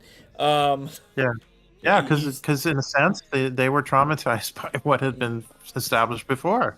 Yeah, it was very, from what they told me, it was very, very, like they had a really controlled call where nothing was really, you know, it was basically an information alert. So you could have just there was no reason for the call, really. You could have sent all this shit out in an email and it'd be the same fucking thing. It's just somebody wanted a meeting to have a meeting, and it's like, well, kind of a waste. We don't really. We're just envoys. We're here to relay the information, but you could have did the same way in an email. No point. Yeah, well, and the other problem that I kind of had, I tried to lay this out a long time ago with them too, is that the Envoy program is essentially an extension, a marketing extension for the company, right? It's you guys get earlier access to content for your streams of information that you can share as a way to help you grow your audiences. It was, I think, and it's not like you don't play the game, and it's not like you don't have some valid input, but I could argue some of the others don't. The problem is that the problem is, in my opinion, again, a lot of this is I'm qualifying as this is my opinion, is that everybody always will kind of give feedback based on their own personal situation. I don't think a lot of the envoys in general are able to see out holistically across the whole community.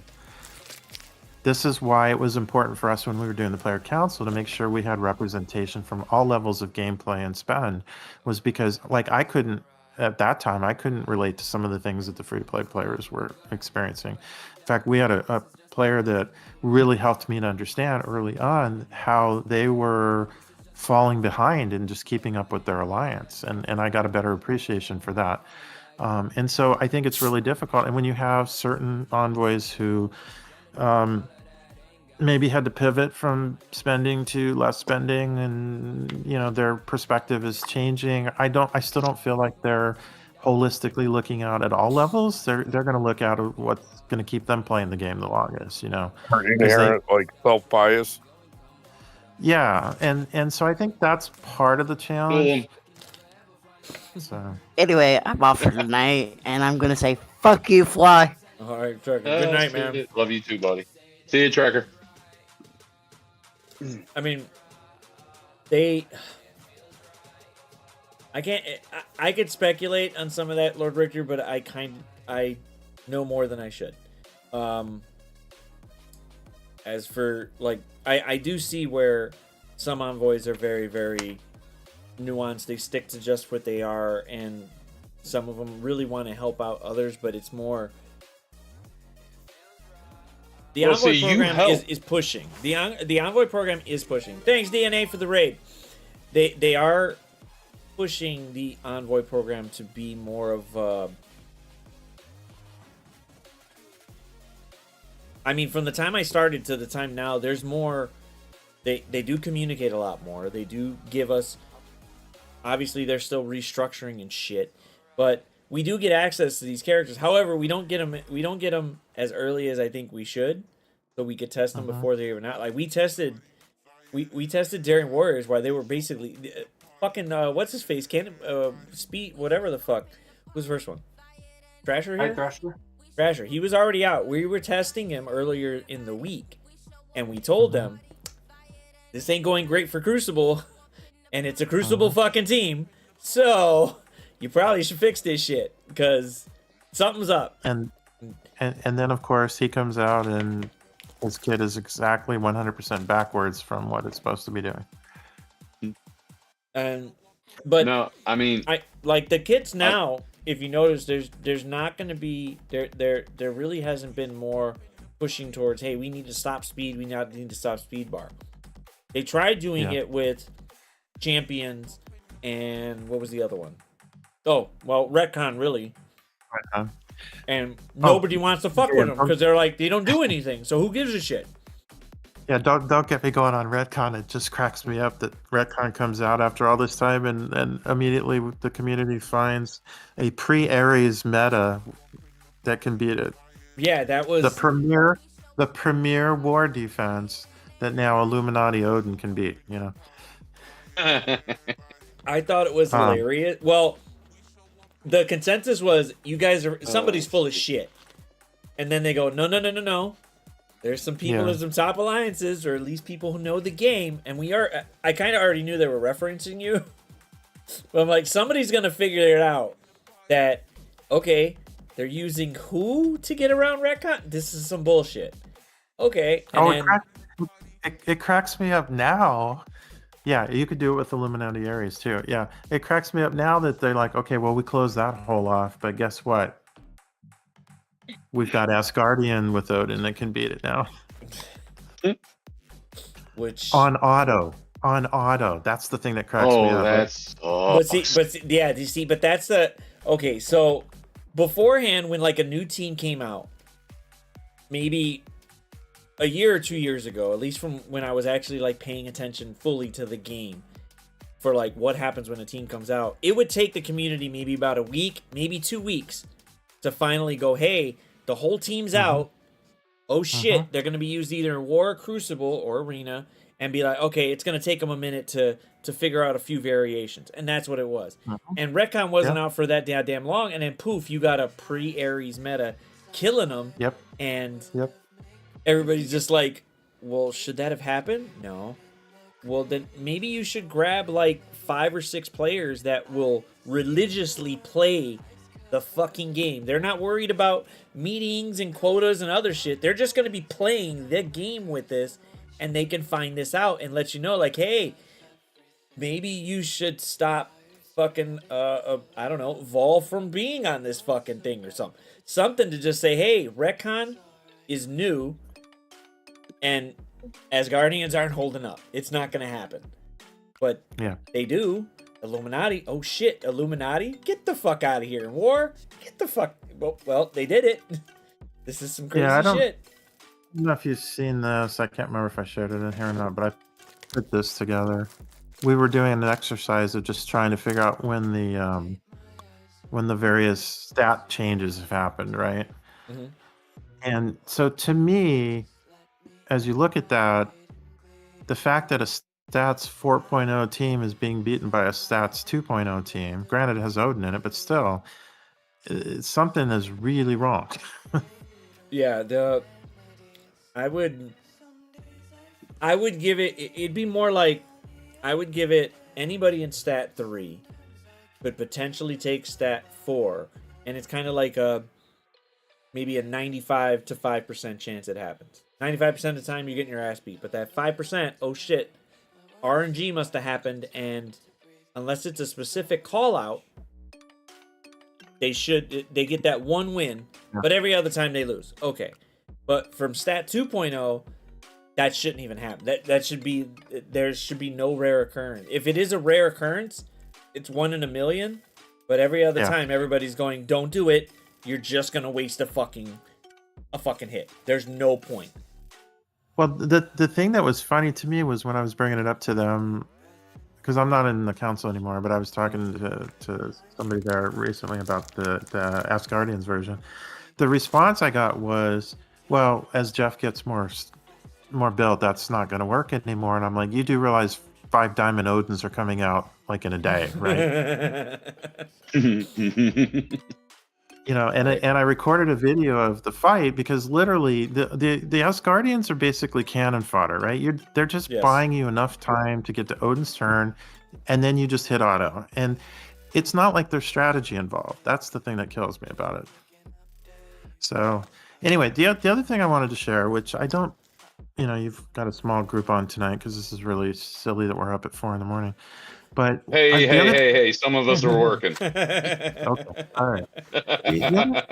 The other complication that I don't know that the community understands is a completely different subject, but it's when people talk about, well, I don't understand why this character's on this team. It's not following the lore, blah, blah, blah, blah, blah. And I don't think people understand or appreciate the fact that Marvel is knee-deep up their asses about what they're doing also. And so when they're bringing out characters, when they're building kits, when they're doing the artwork, you know, Marvel is the overlord here. And so they have final say in, you know, what does this character look like? What does their kit do? What team are they on? And so as much as, you know, Scopely might have some other idea in mind, they can't always do what they want. It's subject to Marvel's approval. And that's why they loved being able to get approval to do things like Kestrel and Weaver and now Eclipse, I guess, which are, you know, they're unique ones. But Well, I mean, Okay, So- but Beta, now I understand. Beta, you gotta agree. The fact that fucking Asgardians have no synergy with Odin is insane. He's a fucking Asgardian. I bitched about it. I just it doesn't make any sense to you're me. talking you're talking to the guy who waited 4 years for his namesake character to come to the game, Yeah, that's true. and when he finally did, he had a very short shelf life. Oh, that shelf Yeah, life is. that I don't is know if true. I think short was an overstatement. That was so. It wasn't Web Warrior quick, but it was pretty damn quick. And it's like, It no, was. this You know, doesn't make sense. you know what cracked me up though? Speaking of that subject, so I think it was he came out literally right after Dark Dimension 6, and since I was first through 6 and 7, you know, it used to be from about Dark Dimension 1 through 7, I believe. Whoever was first through got to get one upgrade on a character that they wanted, and then they could pick out character shards to give to the community. Some dumbass, I think it was on Reddit, I can't remember where, was like, the only reason that my namesake character came to the game was because I finished Dark Dimension 6. That Scopely quickly scrambled in a day and developed the kit, the artwork, the character in game, and all of the stuff. And I'm like, seriously, you guys actually think that they could put it together that fast? That Give me a says break. Reddit's a fucking cesspool. They like it takes them like 6 months for this shit to happen, and It does. that's even if Marvel says yes. Exactly. If Marvel says no, we ain't getting that shit. And I kind of figured, I knew why they weren't gonna do, like, okay, so Thunderbolts, the movie's coming out, and we got Thunderbolts coming for the game. We're going like, these motherfuckers look different. Don't know why, but these motherfuckers look different. Could we at least give them the tag? Who gives a fuck if you build them up anyway? But just give them the tag. It would be great, because hey, you guys got some promotion with it, but you don't really have them to get. You got Winter Soldier and fucking what's his face, U.S. Agent on these things, but they're not there. So it's like, okay, but the reason why, because we didn't know it at the time. Hey, a couple of those assholes are going to be on Winter Guard, so they're not going to get the tag. And we're like, well, you could have just said that up front. We would have just shut the fuck up and just said nothing with it. I would rather have them do it, but Marvel's the big one right on top. If Marvel says no, it's not fucking happening. And Yep. Yeah, so I just wanted to share that because it's funny. I asked one of them if they would come on a stream once and just kind of talk a little bit about what it's like to work with Marvel, and they didn't want to do it because they're afraid that they didn't want to say anything negative, because they had shared with me that of all the other companies that they've worked with in the past in their career, Marvel's the most complicated to work with. And I'm like, but you can come out and talk about it. Talk about, how do you go from concept to creation, and so they're just so reluctant to do that kind of stuff. But yeah, they've asked us. They were like, if you want to talk to somebody about certain things, yes. However, got to get approved by Big Daddy. So I'm like, well, probably not going to happen for me, so I'm not going to fucking say, I'm not going to fucking do it. And I know that whole debacle with Taco and just having Cerebro on, and how really, really PG everything had to be, like, on point, like, shit. There was just so much talk on the back end between, like, me, Bendy, and it was like 2 or 3 other fucking mods in there, and then we're just like, fuck him. He's gonna say something stupid, ban his ass, get him the fuck out of there. And we're like, well, if Marvel's watching this, we want to make sure at least gets the best of it. But on my side, I know I would go off. I would probably go off the edge. There'd be no point. My favorite one with him was, like I said earlier, I had been lobbying them for a couple of years, and then when we finally got Sevi and Evdog involved, and were able to get their focus and attention and agreement to have a players council, there was an interview Run 7 did with Cerebro about what's your thoughts about having a players council now. The funny thing was when I'd first met with Cerebro and others 2 years before that, they were all shaking their head about, this is a really good idea, we should do that. And Cerebro kept cutting them off, including people that he worked for, saying, oh, well, that's in my charter to make happen. And of course, 2 years goes by and he didn't do jack shit with it. But anyway, so now he's in this Run 7 interview and Run's like, what do you think about this? And oh my God, was he so freaking guarded in what he was trying to politically say, because basically he was not happy that this came to fruition because he didn't make it happen.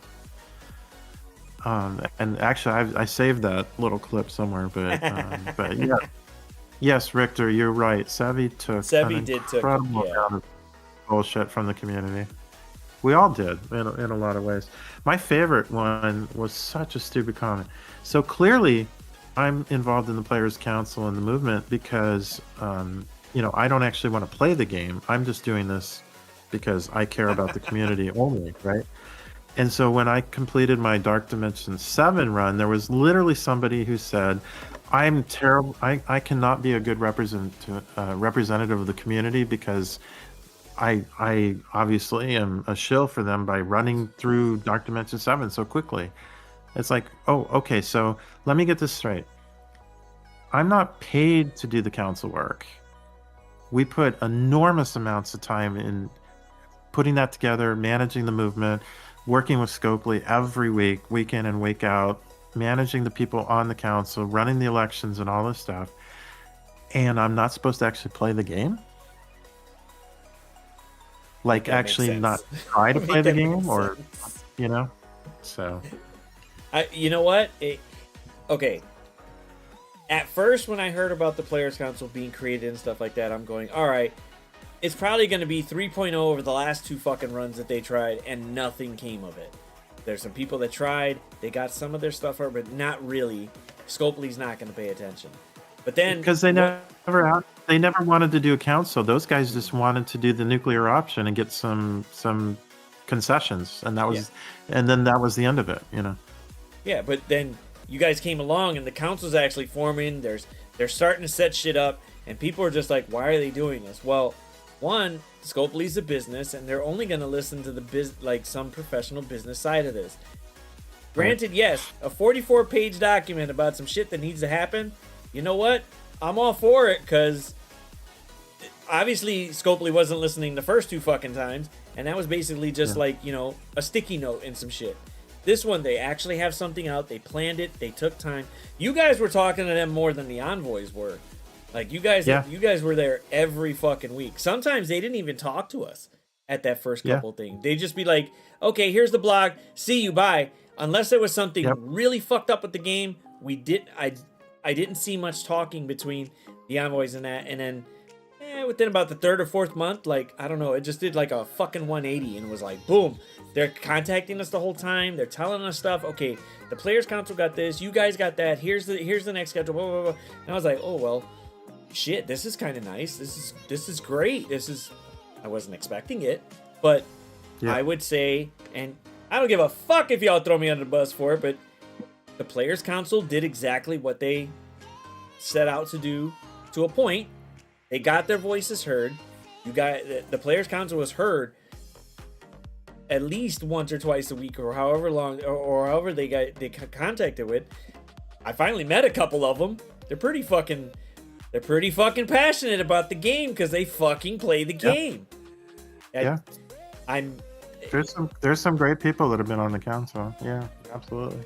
Yeah, the couple of the 2 or 3 I met out of the last week or whatever. If you could talk to a few, see who was there, and see which ones were having some fun on that call, like, holy shit, god damn it! But there wasn't like they worked you shouldn't have asses said off too. But I understand both sides of it, and the Players Council, this version worked, and it should stay, because I don't know too many other games that'll even contemplate it. They just be like, nah, fuck y'all, we're good. We're just gonna stick with the game. As long as it's making money, we'll stick with the game. But Scopely actually took it. So Well, and so for me, I have a tech background. That's what I spent my career doing, and it's not unusual for us to have what we called customer councils. And the whole purpose Which of that chat gives was, them you know, you accepted take advice, like they it's a got little banned different from in that Envoy world. You servers, take now key cosplays, customers from game different devs from the segments, maybe basement. out of the medical world, out of education, out of government, out of whatever. And then you would usually give them earlier access to new products that you're working on, product roadmaps. And that way you can get some input from those customers to help shape your products. And that was what I told when we were putting together that 40 plus page ridiculous document. The intention of that, as I told Savvy and Ev at the time, was if the only thing that we get out of that exercise is an agreement to have a players council, it's a victory.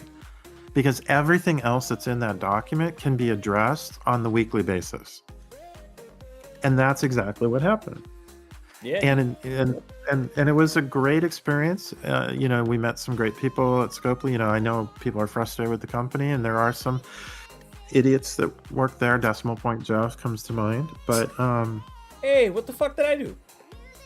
I like Jeff though. but I like but Jeff. you know, the experience in working with the guys that are in charge of wars and character kits and stuff like that, there's some very passionate, caring people that want to do the right stuff. Somehow it sometimes doesn't always translate well to when it comes into the game, but it's they're not stupid, and they're not trying to screw over the players. You know, it's just I can't explain away the bugs and other stuff that at this point we shouldn't be dealing with, but you know, there's always bugs in everything. And I joking, you've seen me say it before. Thank God these guys don't create medical software. So Yeah, I'd definitely not attend that fucking. I'd be like, nah, I'm straight. I'd rather go to the hood.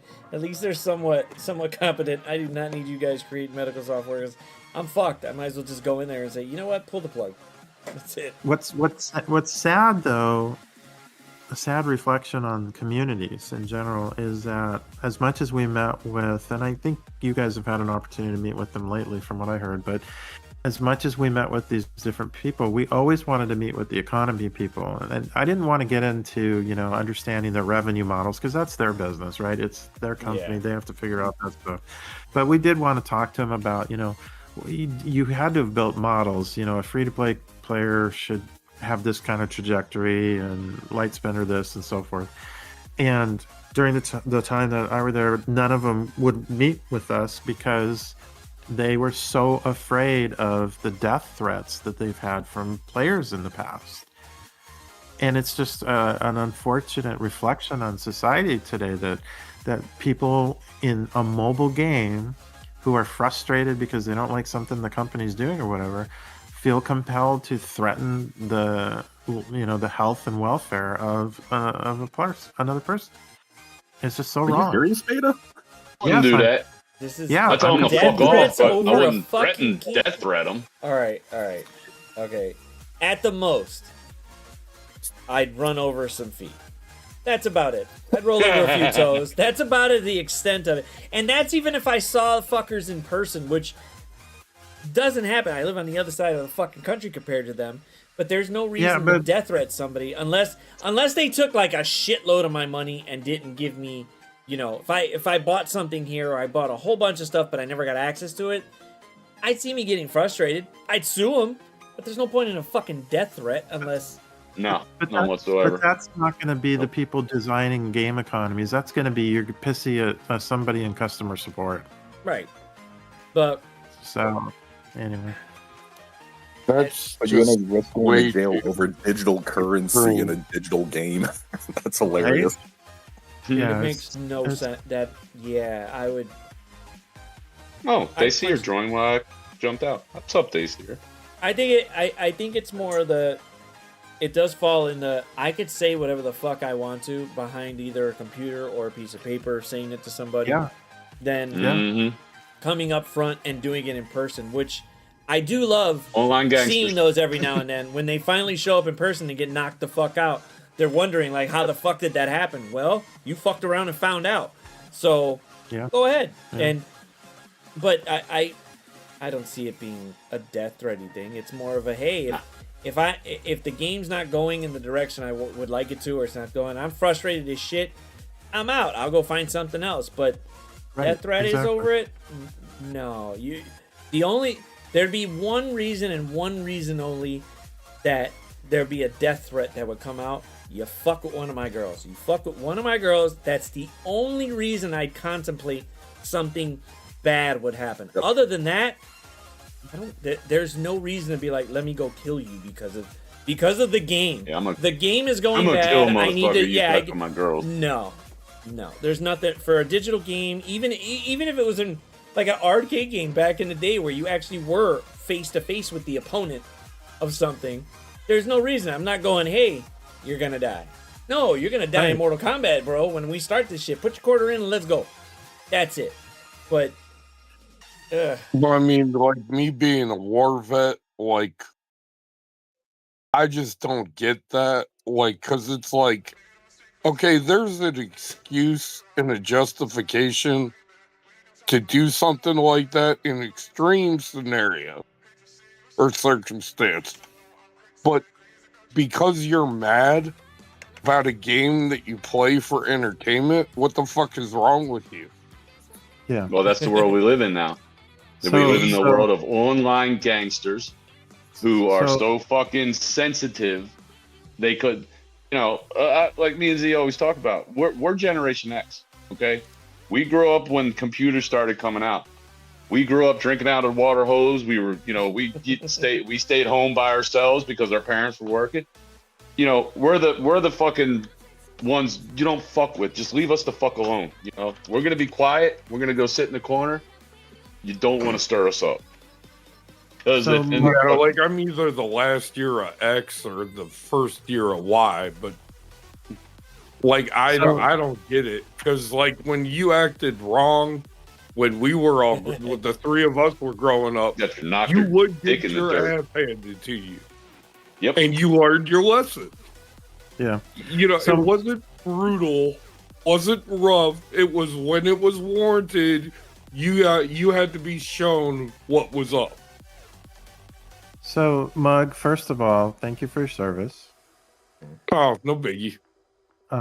Secondly, I want to share two quick stories. One is I had when I used to lead an alliance a few years ago, I had moved on to lead a different alliance, and one of my old alliance mates was a veteran that had suffered from PTSD. And we would have conversations late into the night. Really nice guy. He was a stay-at-home dad because of his PTSD. He would get some extreme migraines during the day and would have to just have some quiet time for hours on end and stuff. But got to know him really well. Super nice guy. And I had moved on, and then he wanted to move on to another alliance, and he had pinged me on this one night and said, hey, could I help him find another alliance? I said, sure, let's talk tomorrow. And I found out the next day that he had a seizure and passed away. Oh, that sucks. And I kept my DMs with him open for probably 3 years. I just couldn't shut it. Just felt so horrible about it. His son popped in to let us know what had happened and all that. So throughout my point and all that was just that there are touching stories of people that you do run into this community. So as much as we talk about the toxicity, which is what I'm going to get to in a second here, there are also some gleaming lights of hope and stuff that you run into. But what I wanted to share was there was another situation, and when I was leading an alliance where, I do think people take the trolling too far at times. Trolling's not my thing unless it's WAPO. Then, of course, I have fun doing it. But that's because he started it. And the thing is, we know each other, right? And you have a rapport built up. Yeah, we have a rapport, and it was funny, and there wasn't a lot going on in the game at that time too. So I guess it became newsworthy. Anyway, the problem is that I had a player in an alliance that had no filter, and he made a gay reference joke on another player who apparently was very homophobic, and that other player got pissed about it and basically physically was threatening the other player. I'm going to find out where you live. I'm going to find out where you work, and I'm going to hunt you down. I'm going to kick your ass, that kind of stuff. And as a leader, I was like, do I do something about this? What should I do about it? Whatever. And so I happened to know, because he had shared his information with, sometimes players share, here's my phone number, whatever. And so as a leader, I'm like, do I take this threat seriously? And so I looked up that player and found out he actually had felony assault convictions in life. And so I was like, shit, I probably need to kind of head this off somehow. And as a result of that player got pissed at me and started to dox me and dox the other player, and actually was threatening to show up. He found out where he lived. And so there are people, you talk about keyboard warriors, there are absolutely people that hide behind the keyboard, and there are those that take it too far. I'm one for taking the First Amendment. I have no problem with what you're saying. You can say whatever the fuck you want. It's not going to get under my skin. However, if you decide to come towards my house, there is the Second Amendment that comes right after that. You want to test it out, go right the fuck ahead. But keep your shit there. I'll give it with Lord Richter. Trolling positive shit about, whatever, Gamma Apox, some dumb shit in the game. That's a I don't think it's trolling. It's hilarious. We're poking fun at the game. So it's not really trolling because you're not really hurting anybody. But go ahead, troll the game. Right. But once you start trolling people and stuff like that, you could, and it might not be a big chance, but you could catch somebody on the wrong day, at the wrong time, at just the wrong moment, and they where could just take off. Yep, and then it could go just wrong. And then, sure, you might not think nothing of it, but then you got the whole beta situation where they're gonna dox you. Fuck you, Crow. I don't need no goddamn Asian cake. It's too early for this shit. But it's I don't see it being. I guess I just have that much of a thick skin where nothing's gonna really bother me. You're lying. And my view on it, my view on it is good nature. My view on it is, you and I kind of have a relationship. I have no problem with you poking at me. I can poke at you. It's harmless, right? Yeah. What I don't understand is two things. One is, if you're going to troll somebody, expect it to come back. Mm-hmm. Right? And so the people that troll and then get pissy when someone trolls them back, that's like, dude, you opened yourself up. You need to be able to take it. Number one. And number two, what I just don't understand, and I'm older and old-fashioned a little bit, is I just don't think everybody is free game either.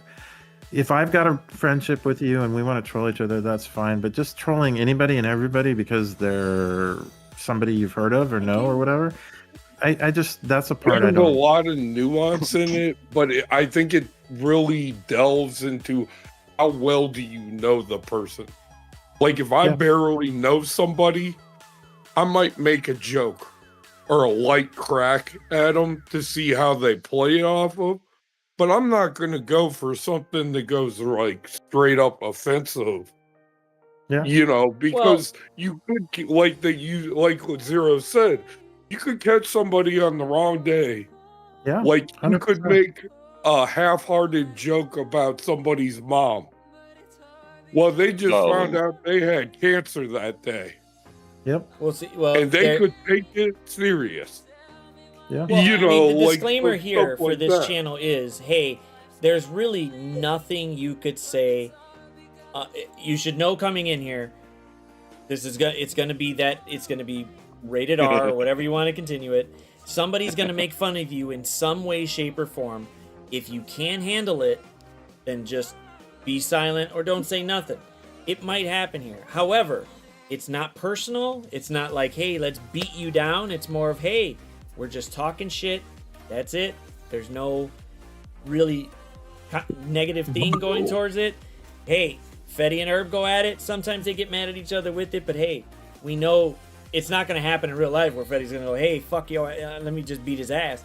It'll never happen. Well, It's the example that Richter gave, that was like, that crossed the line, at least in my eyes, because like, it's one thing if you're joking around, oh yeah, I'll smack you. It's another thing. Oh, I found out where you live, motherfucker. I'm gonna come get you.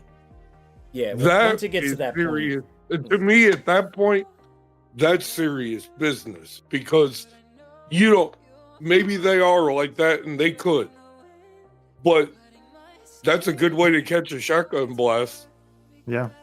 Oh, fuck, You be know, fair. like, So I should stop telling Herb that Nat's gonna come hunting down. Oh, okay, goodness. I'm just saying this out loud just because it's hilarious if you read it, but so Dacier put shit back in the day. I found out my mom slept with half of the people who played Halo and Call of Duty. So Wow. look, here's a good example. So DNA just commented about Yeah. getting into an argument with Ceci. So Ceci is actually a very good friend of mine, and former alliance mate, and he and I will banter about a little bit with each other, but he's a great example, not to pick on him, but just use him as an example here, of he's not exactly in tune with who he's trolling. And sometimes he'll take it too far, too quickly on some people. And one of these days it's going to bite him in the ass, unfortunately. I don't have that problem with him because, again, we have the relationship. But the funny story is when I first joined Sex Panthers, when I was in there was another player in there, and he and Sassy would just troll negatively towards each other massively. I mean, it was like toxic until I realized they were actually friends, and that was just the way they talk. Okay. yeah, well, The amount of shit I get from Ceci. Ceci, I mean, like, just the messages he'll send me or whatever he creates out of AI or whatever. If he sent it to another person that was probably in a wheelchair and they maybe didn't have that, just, hey, you could send me whatever you want, they'd be like, this is some crazy shit. I'm going to report this motherfucker. But I've never, I don't mind it. Ceci just says whatever the fuck. I guess that's Yeah, just there's the- no filter. Yeah. That's the thing. There's and, no and there's no like, filter with them. But I don't find Yeah. it offensive at all because I know that I'm more than likely gonna say something back either at that level or I'm gonna try to top it and then we just go back at each other with it. But that's our rapport. I have a similar thing with with a couple of my cousins. We really go in on each other, and if you just came into the conversation, you'd look at it and go, "Oh my God, you fuckers are probably gonna fight or shoot each other." It could be that intense, but shit. We did have But this there's where one of my background aunts with jumped that, in. One of though. my aunts jumped in the conversation, and we're like, "What are you doing? This has nothing to do with Yeah, you. but This there's nothing to do with you." background with that situation, though. It was a family member that they've known each other for 20 plus years. Yep. And also, like, our generation, like, I mean, I remember in middle school, one of my friends, he was Italian and the other kid was mulatto. The shit they would say to each other when we were in the neighborhood just fucking around being kids. If a neighbor was walking the dog and they heard what they were saying to each other, they'd be like revolted. Yep. But they didn't hate each other, they were friends. Yep. You know, so like I think that is kind of generational based. Like with Hey, people I- under 30, let's say. I It won't is- go in yeah. on them too hard. Yeah, Because it's they definitely aren't different. used to like Gen X, Gen Y pleasantries. Oh no, we got Darth Sorry. pretty Yeah, good over yeah. here. Well, One we got person- Darth. Yeah, I was gonna say Yeah, Darth. Darth is pretty person over good. Handles here. our shit. Yeah, he takes as good as He he takes gives. it. He fucking gives it too. So he's pretty. He's maybe one of the. He's probably in that percentage of. He's the exception because he's able to take it and not and dish it out and just keep on coming. Where, I mean, I don't want to beat a dead horse, but Flint couldn't take a fucking just. Hey, bro, we're just fucking ragging on you for a second. That's all Well, they're no, doing. okay, And then he. okay, Hashtag okay. ban Flint. Yeah. So first of all, Flint's in a whole different world by himself. So there's concerns there in terms of you're Yeah. dealing with a teenager, first of all, and secondly, one who doesn't understand boundaries, right? And so that's one concern. I did want to comment real quick to DNA. Ceci actually is really hard to offend. So if one of Say the what you problems, want. one of the problems with chat versus live conversation like we're having right now is when it's written words, people take it literal, and you don't get the nuances of my tone, my inflection, maybe a little giggle that I say at the end of it or whatever. And so I bet you if DNA and Ceci actually got into a voice chat together, they would Yeah. absolutely have fun playing back and forth with each other on the teasing. But what I wanted to get back to was oh shit, I got off track on the DNA one. That's all right. Listen, I'll fill this in. Yeah. Hey, Walt Smiley. No. Yeah, that cripple fucks in a wheelchair. Yeah, so that's actually, thank you. You knows. just reminded me. You He just reminded me knows. of what it was. When I first started watching Z, I'm old fashioned. I'm very sensitive about people's conditions, and I would see Taco tease Z about being in a Oh, wheelchair, and I was fuck. aghast. I was aghast by it. But then when I saw Z just plays along with it, I was like, wow, this guy's really got a great attitude, and it's playful and it's fun. And I remember the first time when we were joking about you being the next Spider-Man, 911. That was awesome. And I realized that, you know, Z's got such a great attitude about this stuff, so it was just kind of fun. But there's an established rapport and relationship, and you can do that stuff. To me, it's just way different if it's somebody that you've never talked to before, you know? Yeah, I would say, yeah, DNA, if you had a chance, like, okay, if the same shit Ceci was telling you, and let's say Beta was saying it, and if you heard it from his voice right now, the same shit, it'd be something totally different, because there's no tone, that you can't feel the inflection of it. When you talk to Ceci in person, and you're still having that part, you can kind of tell that he's not really, it's not offensive, it's just the way he talks. Granted, yes, Yeah. he doesn't know when to stop, but there's no like, oh my god, I'm very serious about it. He's just making a joke, but he could keep it going until I've just learned to just shut the fuck up, and then the conversation's great. And then the next day, he'll say something or whatever, and then it'll be totally different, but we could still go on in that section, but then boom, it'll cut off, and that'll be it. But speaking to him, you could understand it very well that all he's doing is talking shit. He's just joking with you. That's it. If you can go ahead and rag on him too, he'll play off of it and then just let it be. When I used to see it on, just reading it, you're going, wow, he's really very harsh. fucking going, like, holy shit. And then once I start talking with him, you're like, this ain't shit. This ain't nothing. This is hilarious.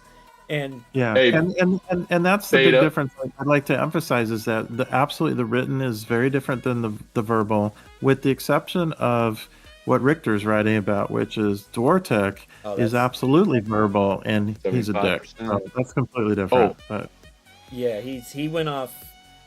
I've never banned anybody out of like the first 3 or 4 years, but I had to ban him because he kept going on with some racist shit. I just got done with it, and that was it. Like, hey, get him out of here. Fuck it. Everybody knows that if you're gonna go down that route, you don't need to be here. We're not here to do some of that shit. You want to go off on somebody? There's a billion characters in the game. Go off on them, but you're not gonna bring none of that shit here. We're cutting that off. Yeah. That's it. I'm here to have fun with people. Let's have a blast. If we got to troll something or do something negative, there's a game. Let's throw it that way. Other than that, no. And so there's Dwartik, which is on a whole nother level, and Ceci, he can be a little rough around the edges, but he's not overly offensive, like purposefully, and he wants to just really get under your skin. He's just poking at you. Poke back, you'll be fine. And it was easier with Taco because you could just jump on a Friday call with him and just talk shit, and boom, that was yeah, it. and Taco's a great example. Again, I have certain things that I was never comfortable poking at somebody about, right? But Taco's an open book about poking at himself. And Taco and I were great friends. We've had dinner together many times, and I have other gay friends, and I have one that in particular is incredibly sensitive about it, and I feel like I have to walk on eggshells around that particular person, fearful that anybody else might say something that might offend them as well. Versus Taco makes comments like you do about wheelchairs, you know, it's I see no point in not because No. people get very, very. I see when people could get like.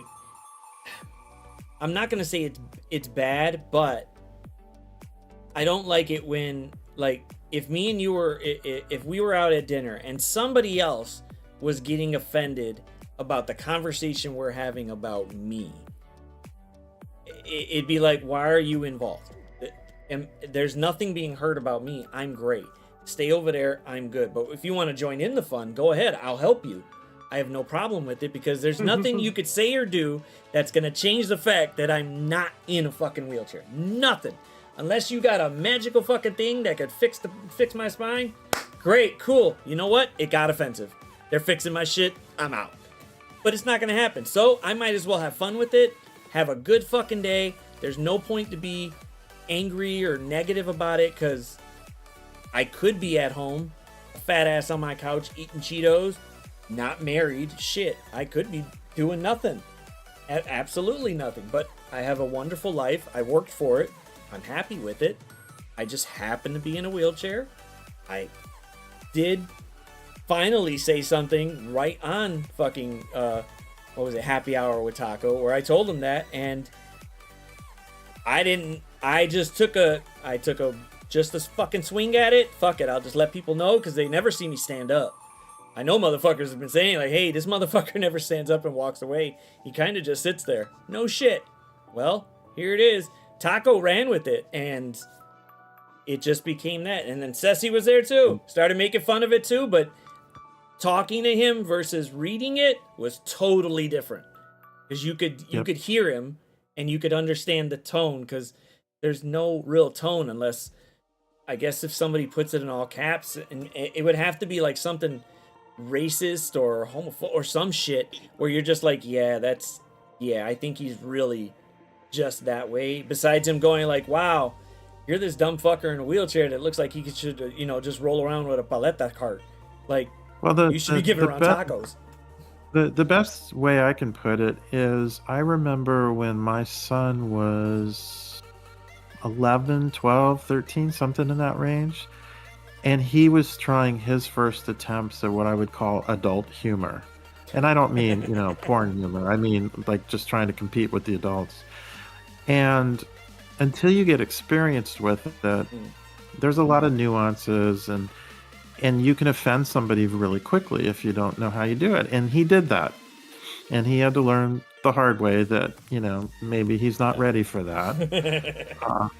And there are some people that I would say are like that as adults. And to me, he's a good friend of mine, but I think Ceci is kind of like that. There's no filter. And he likes to poke. And he's perfectly fine with you poking back.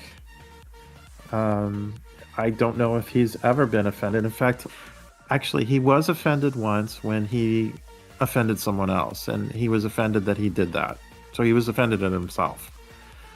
And so he felt bad about that, and he really didn't know what to do about that. But generally, as a rule, he's got a pretty thick skin, but he has no filters, and so I don't think he knows boundaries very well. And as long as you understand that and you're okay with that, then you can usually tolerate the stuff and dish it back. He had a surgery a few years ago where he had to have an ostomy bag for a while. His daughter nicknamed it Ollie, and every time I would be walking around in real life, we passed a restaurant once that was named Ollie's. I took a photo of it and sent it to him and said, hey, I see your ostomy bag now has a restaurant. That's kind of gross. and you just look for little things that you can poke at on him. And we had some fun over it. So, but I really thought he was full of shit when he said it. And then he sent me a picture and I was like, oh, you motherfucker. You could have just said, yes, I'm serious, I had this. But you had to show me a picture of this fucking thing. Like, you motherfucker. So I think we were going on for a couple of seconds with it, but he can take it. He definitely can dish it, but just know it's not. I won't say it's from a kind heart, but there's no malicious intent with it.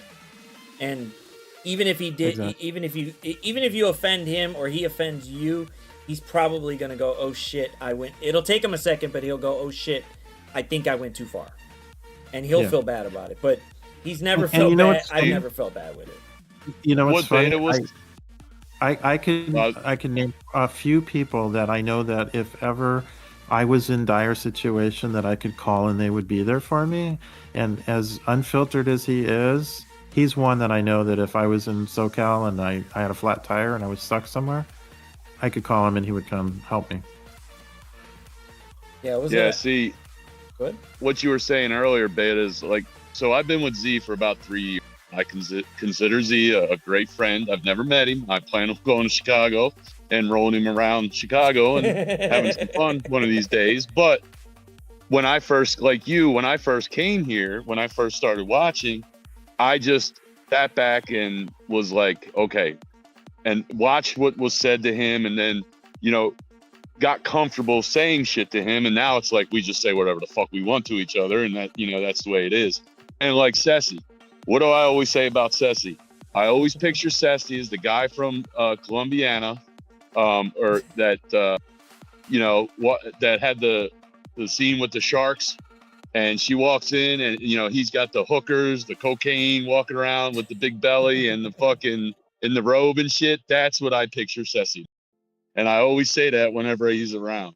So, but I can see, I do know where DNA, I can understand where you're coming from, but I agree with everybody. If y'all got into a voice chat together, I think it would probably Clear it heal up. some wounds, and then you could It'll fucking it up clear that quick. shit up.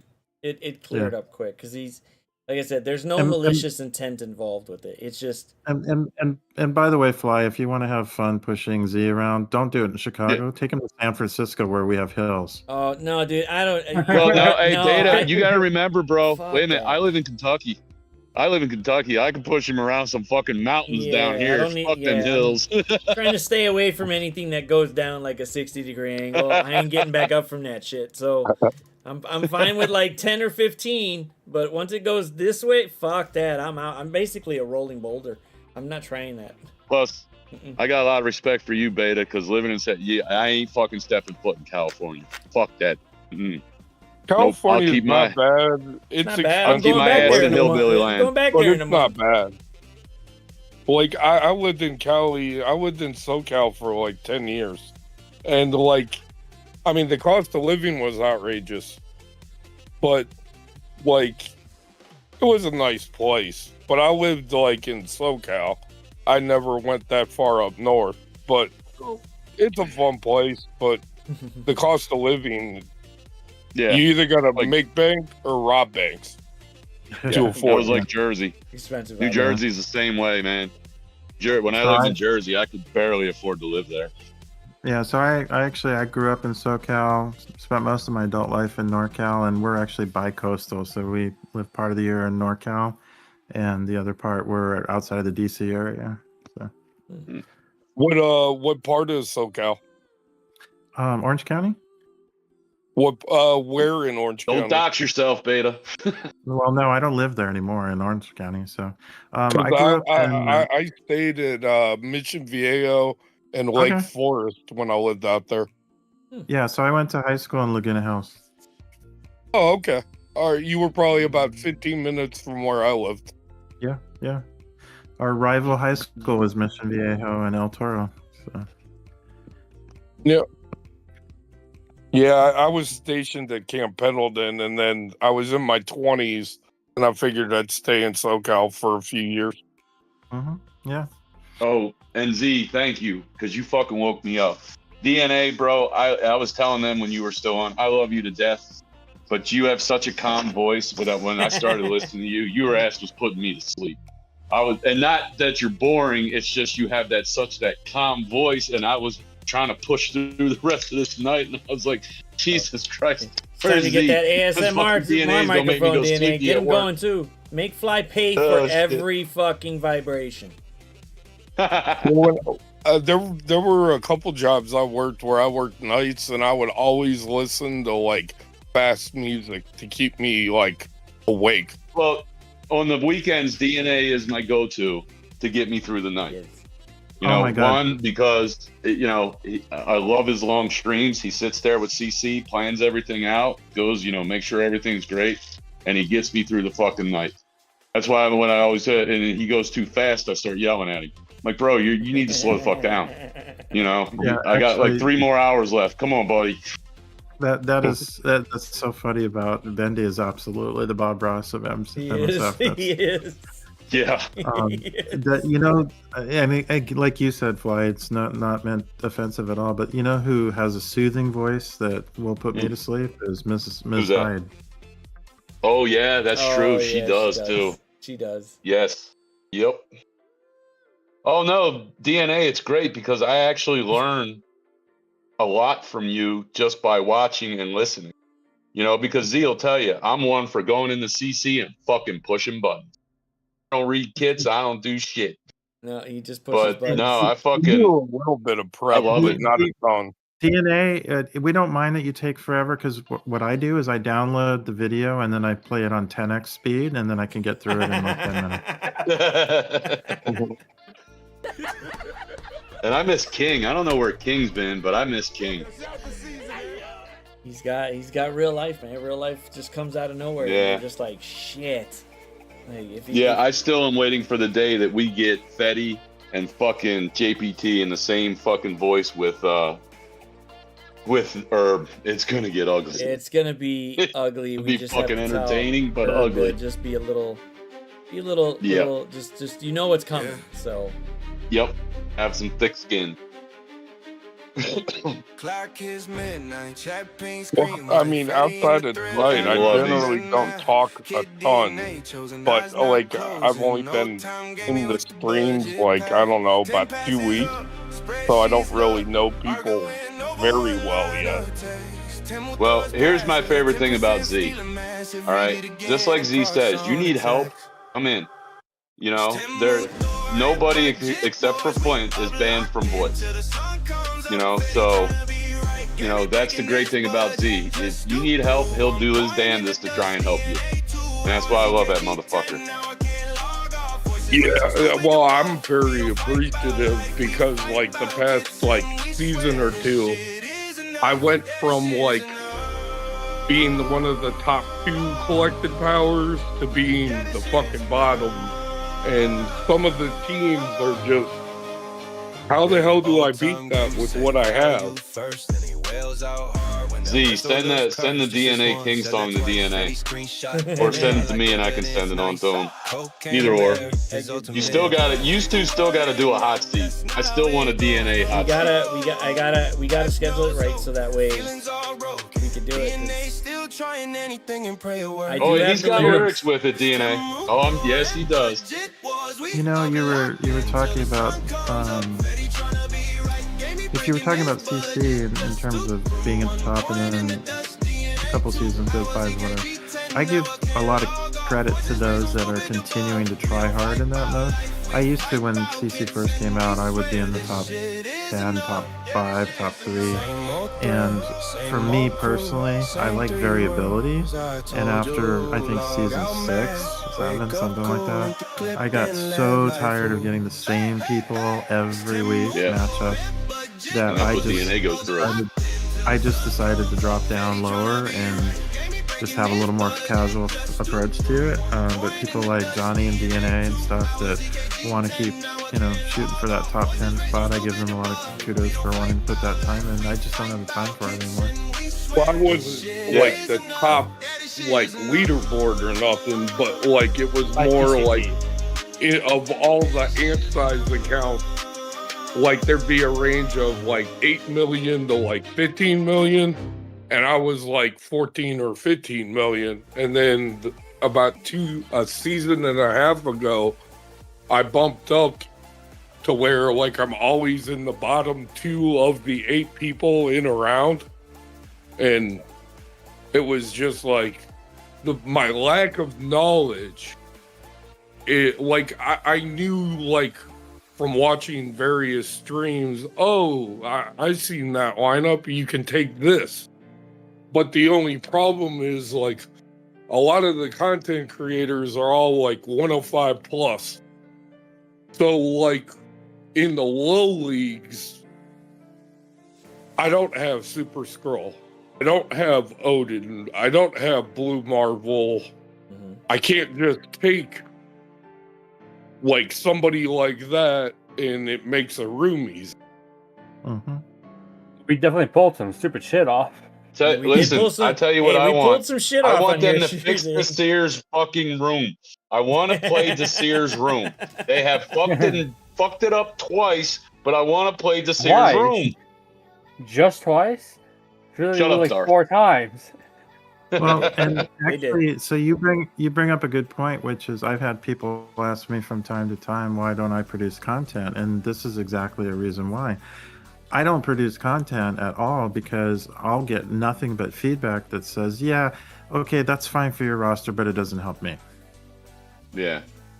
But I can that is understand that was the reason Dorky pushed it a lot, and I won't say the other asshole that actually did do something, but they pushed it a lot to where if we were going to test out a team, we start out at the straight unlock. So whatever the unlock for that character was, we get them at that, which is normally 3. Give us a 3-3 and let us play the content and see if we could do it.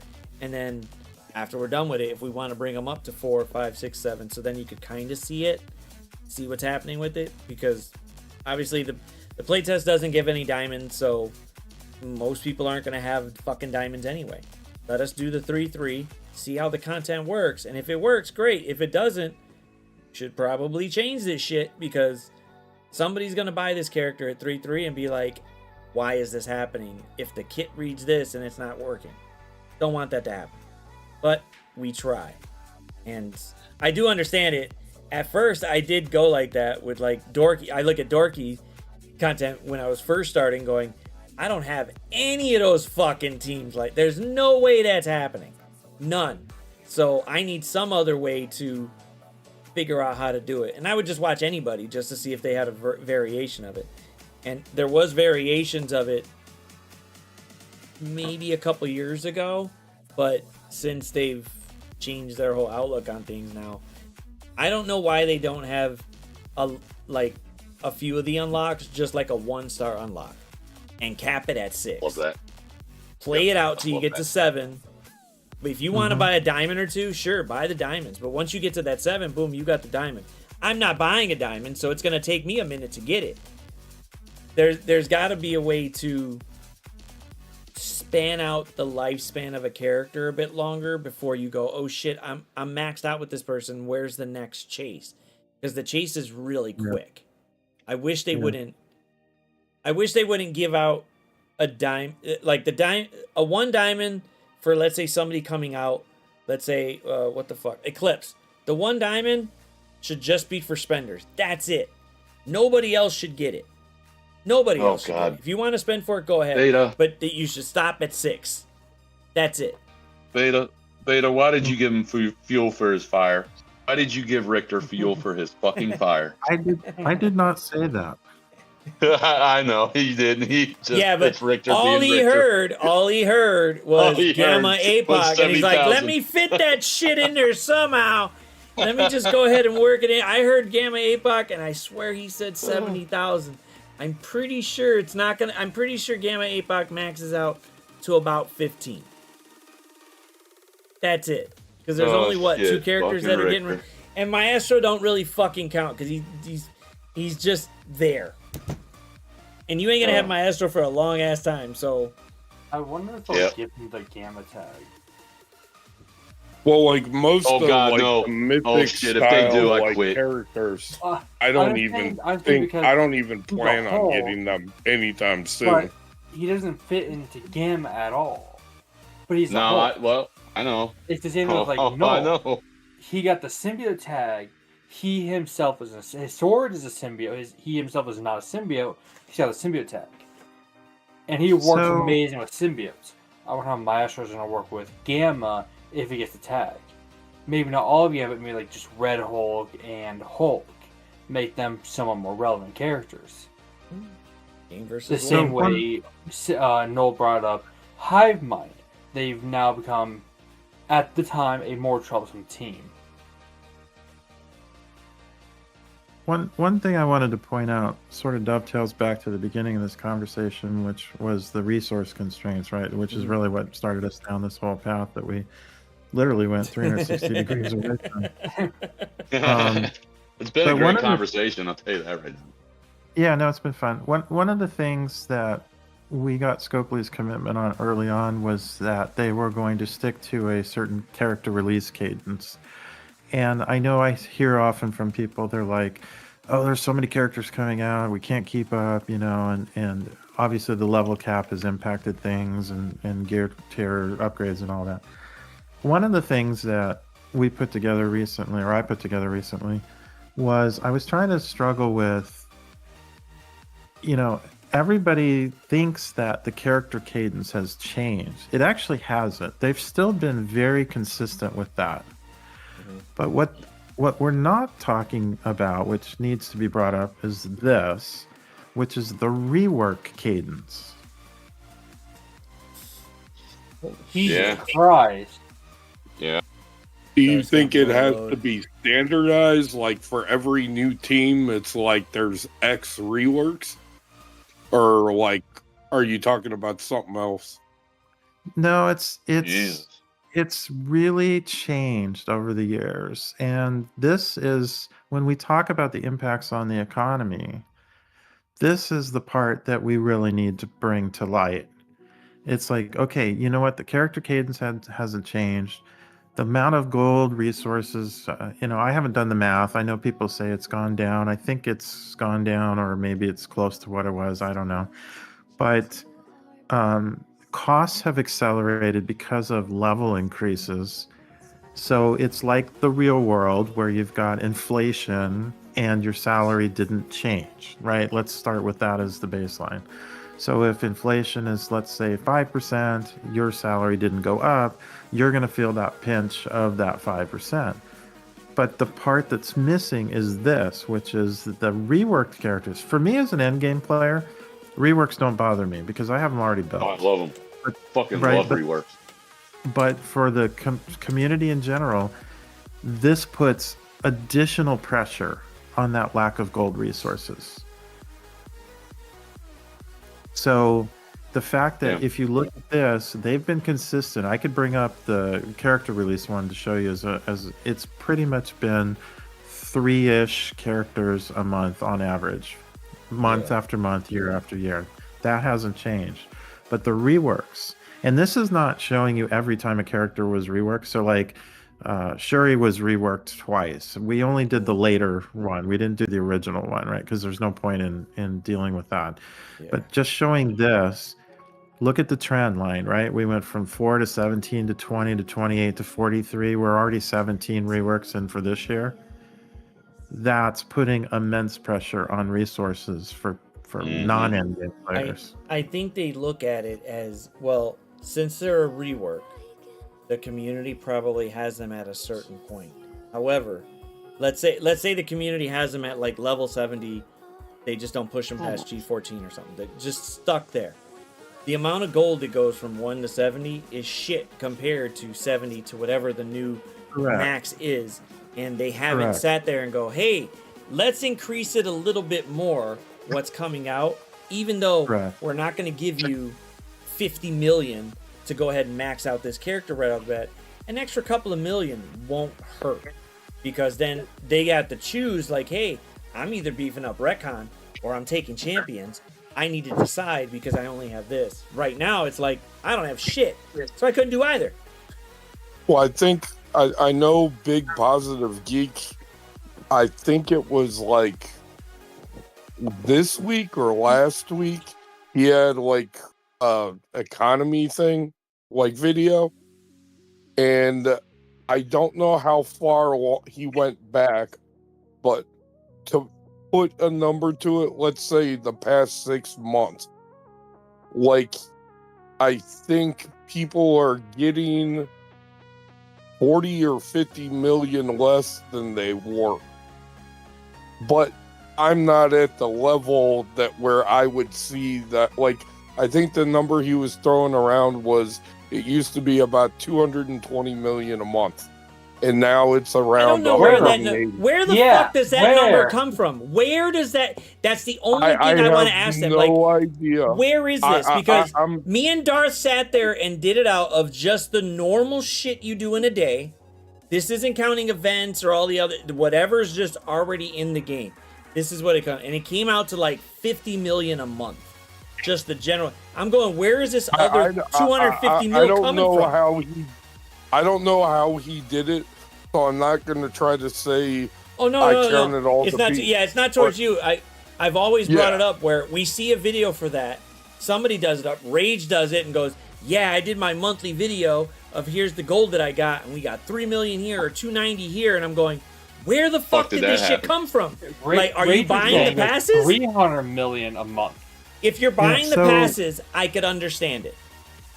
Yep. So here's my problem with the way people are calculating this stuff. Use the example about what we talked about earlier about the game lost 70,000 players because somebody looked at leaderboards and said that the number was 70,000 less than a few months before that. That's not an accurate way to do it.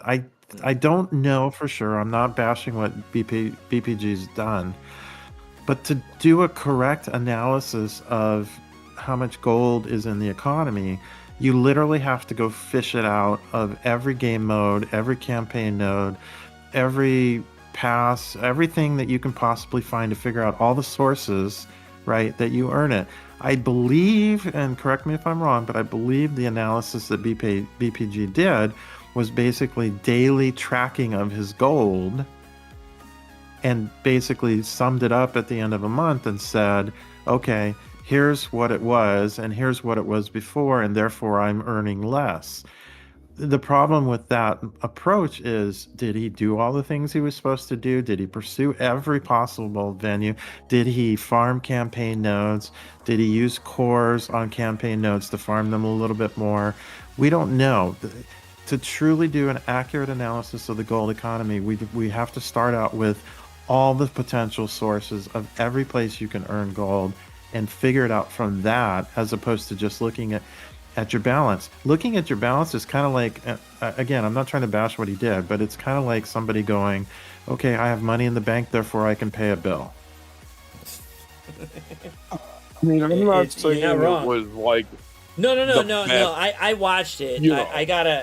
I wanted to ask him and be like, okay, look, I've seen it out of Rage's, I've seen it out of yours. Are you specifically counting the events? But if you're counting the events, a majority of people are not getting to that point to where they get that 10 or 5 or whatever extra million gold is in the premium milestones. It's not happening. And it's also, are you buying the passes? The passes give you a chunk load of gold. Sure, I could see it, but just doing the daily stuff, it's somewhere between 50 and 60 million. There's no, hey, I did a couple, I did the extra 200 cores to get more on both the ISO, the campaign, and maybe did a couple incursions just for the fuck of it. But adding those together, they still don't come to where 300 million gold is. And I'm going, well, if you're getting 300 million gold, you should have no problem maxing out every motherfucking person or character that comes out. It should be no problem. But right, and I saw him doing it, but 300 million gold for the month, I don't see where it's coming from. Like, Even if he's doing the daily shit.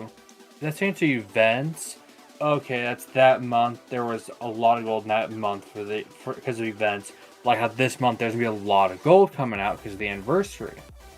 But when they're saying this month we got 300, this month we got 290, the same, no difference. There's different events, no golden events.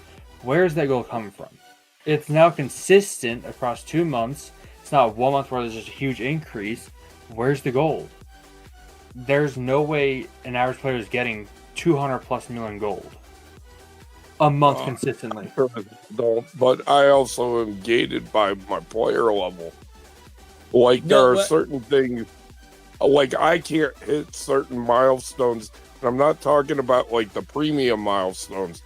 Like for Blastar that just ended. I don't know if there was gold offered at milestones, but I could only a couple complete million. 6 milestone. I mean, the version we got so, like, did not. Whereas like somebody that's like 105 gear 20, they could complete Well, see, like say all 15 of them. Well, see, in the Quasar event, there used to be gold. You'd have the gold at the bottom, and that was it. The only thing now that Quasar event gives for the mid to end game players is 10 fucking G20s. That's it. I have an enormous amount of everything else in there, but they took the gold out. So, and I think it was only like what, 1 to 2 million? I think it was about 3 million gold. Somewhere. 2 to 3 million. And they would only run this, even if they ran it 4 times a fucking month, that's 12 million gold. If we get like on the, let's give them all of it. So they get 12 million extra gold. We calculated out to about 60 million gold you get a month just from doing daily shit. And where's the rest coming from?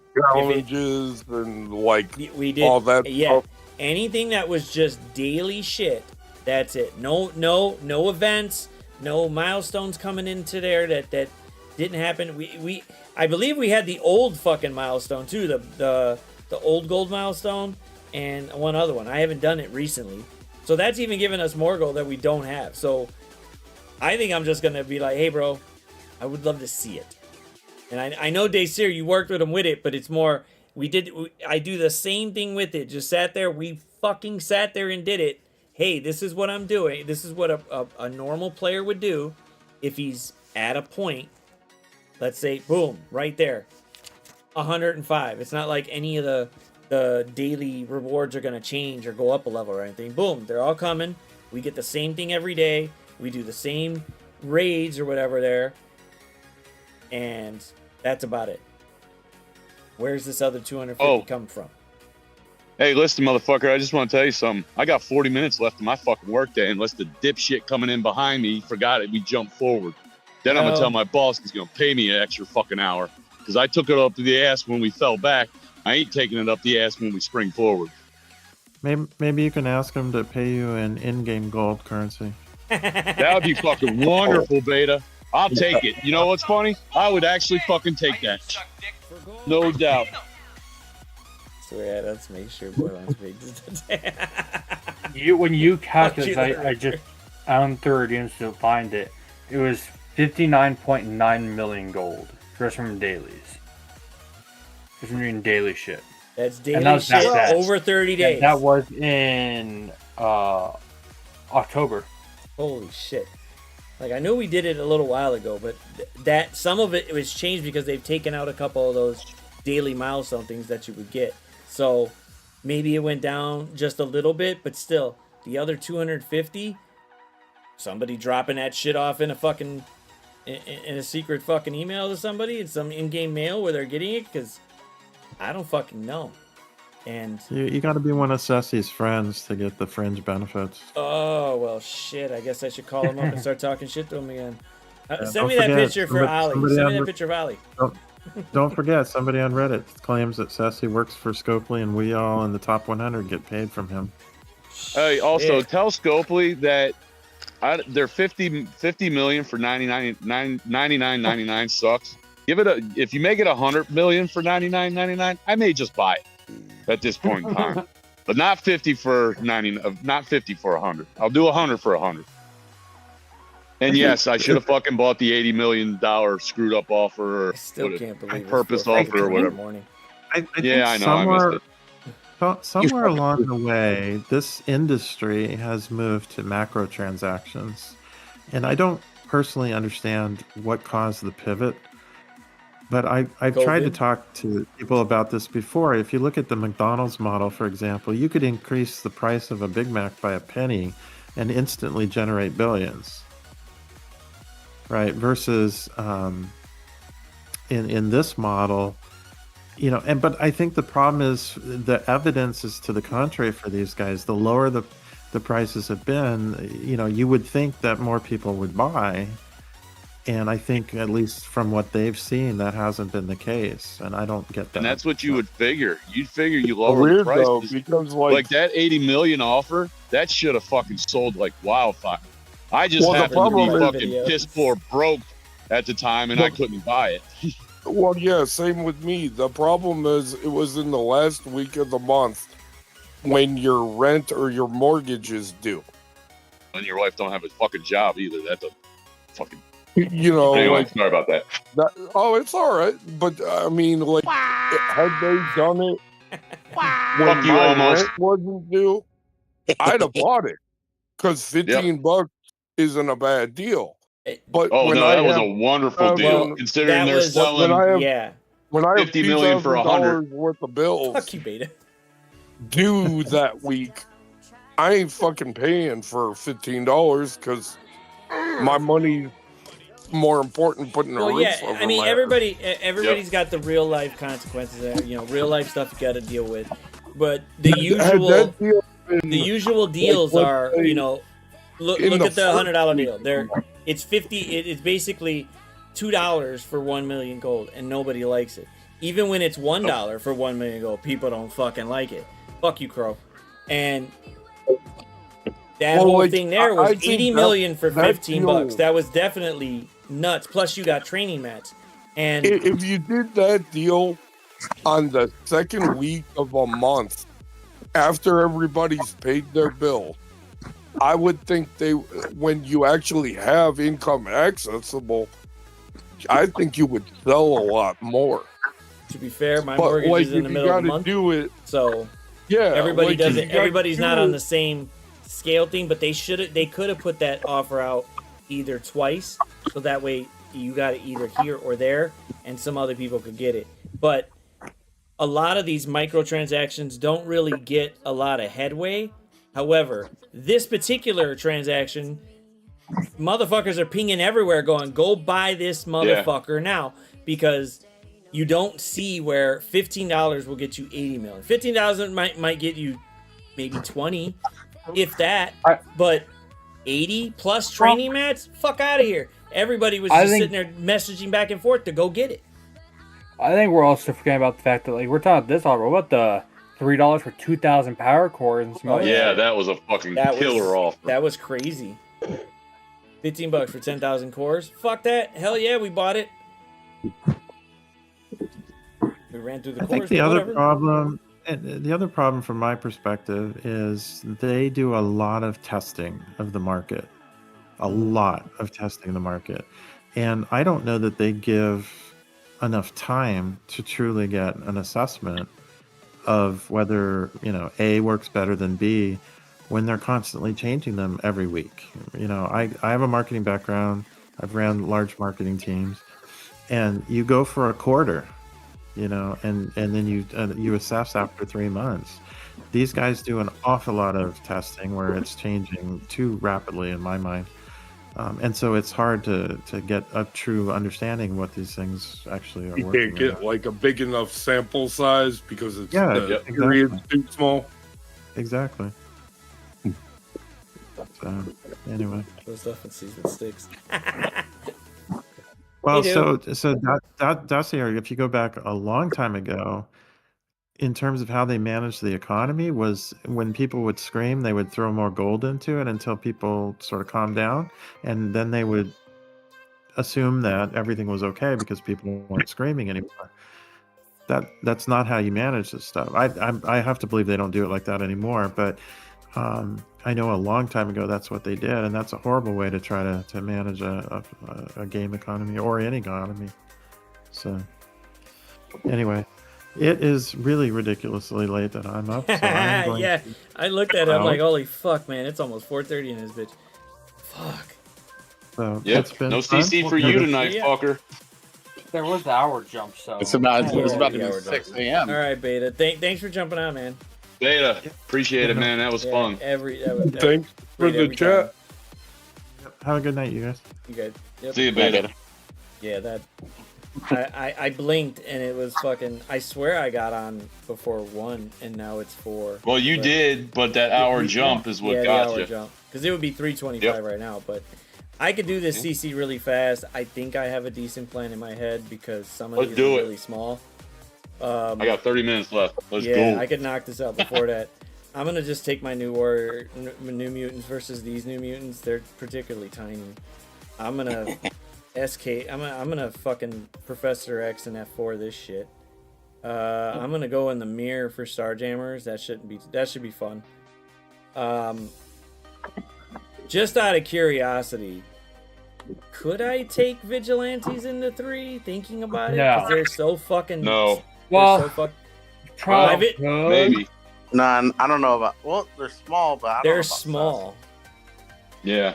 They're small, and here's what it would look like looking at it. The Going, issue is the scroll. not scroll. Well, Straw's going to go after DD anyway. And if you put Well, yeah, but still, that's a what's ton your of face buffs and behind him, debuffs. it's not going to stop the other 3. It's still a ton of buffs and debuffs. He's going to get turns rapidly. If Well, he gets that but if you ult, kill that's him quick- immediately trauma and shit. Or Yeah. I just take Nightcrawler, Old Man Logan, and Ares, and a couple others to go ahead and. I do got CB. Well, you I- might as well I throw, would- you might as I well throw would- Dokken into that because I would as soon as save that fucker Vigilante goes, for room 2. you know what I mean? Unless that's Yeah, not as soon as he goes into stealth, Dokken's going to get fucking crazy amount of speed. No, I'm not gonna. Dawkins not gonna do it. I really. Won't. CB. All I'd have to do is CB, and he doesn't go nowhere. So fuck him. Fuck Night. But then, Fuck Night your old man Trasher. Logan doesn't go anywhere. Yeah. That's true. Oh shit, that's true. Well, no, wait. He would get the. He would still assist, but he wouldn't He get a would speed get bar. the speed because of some. No, he did- there's he no did speed bar and no something. speed stat. No speed bar, no speed stat. If you have CB in there. Because Lady Bullseye shuts down speed stat. They still win. I can't remember why. Because you got slow on them. From some Oh, probably from Hank. yeah, we didn't use it because of him. It's okay. Yeah, I know. Yeah, I know. But I got Thrasher, but he's like level 1. I told you, there's nothing really to push it up. I either got mats and no gold, or gold and no mats. So falling into that category is not fucking around. Well, You ain't got mats. I ain't got no gold. We're 2 fucking peas in a pod. Z, you saw that score from my opponent today? yeah, that was fucking ridiculous. I have no gold and no mats because I just leveled Cannonball and Warlock to 75. Yeah, I got Yeah, Thrasher I wouldn't at expect you to. 65. Can I get speed up? Can I have? Oh, by the way, I've been meaning to ask, what's the Thunderstrike, Blastar, Quasar, Star-Lord fucking team for? Is it just to look good? Well, No, the speculation is they're going to be required for Nihilist. That's the speculation Oh, that people are okay. going. I was just wondering what game mode we were using them for, because I went through and actually read their kits and saw nothing that said CC, Arena, War, Raid, nothing. Yeah, I Galactic was just Council curious is for what- just a team. The Galactic There. Council stuff was only added to Star-Lord and Adam Warlock. I think there's parts that are CC and parts that are War. Oh, I okay. haven't read I was just the curious. Awakened ability really. But I think I saw parts that were CC and parts that were War. All it's meant to do is No, try I to get think more it's more like in the same way that Blastar and Apocalypse works in- Quasar and the other one that you get from the events. I think they're more like Crucible and War. But I don't know where the fuck Star-Lord and Adam go.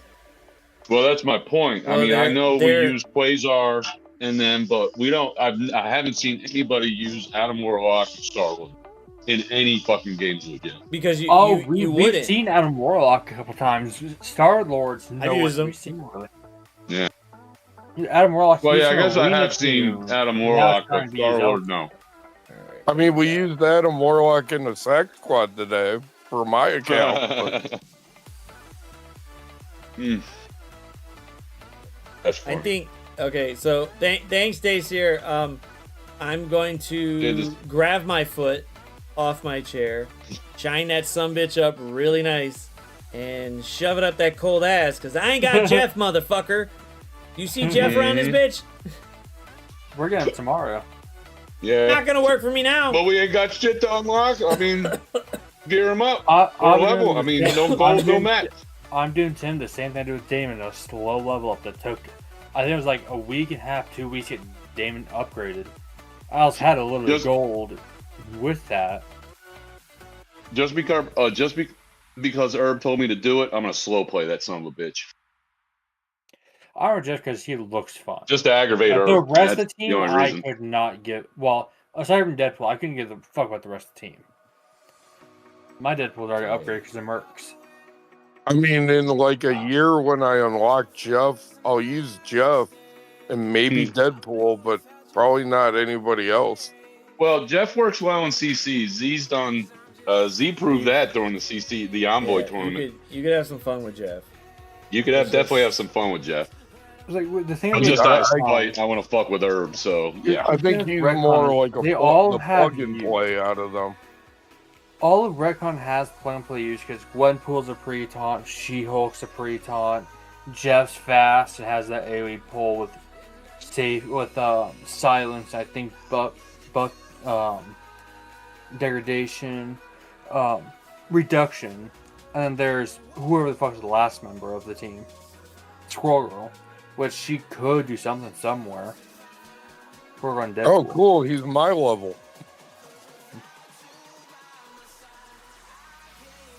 Like, three of the 5 members have good Fuck, plug almost. and play use, at the least, outside of War.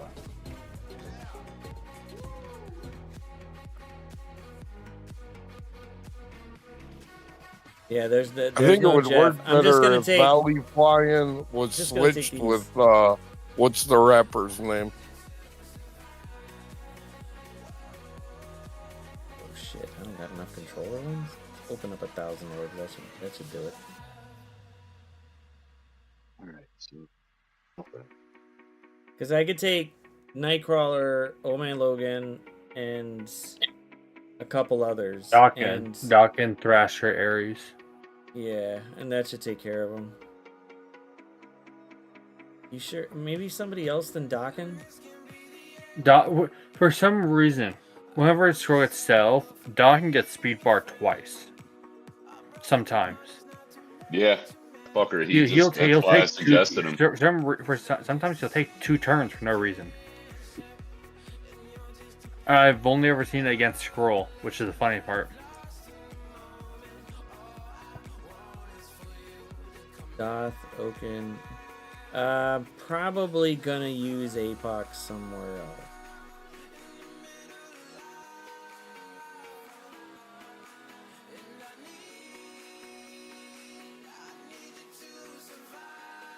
In that order, deletes it.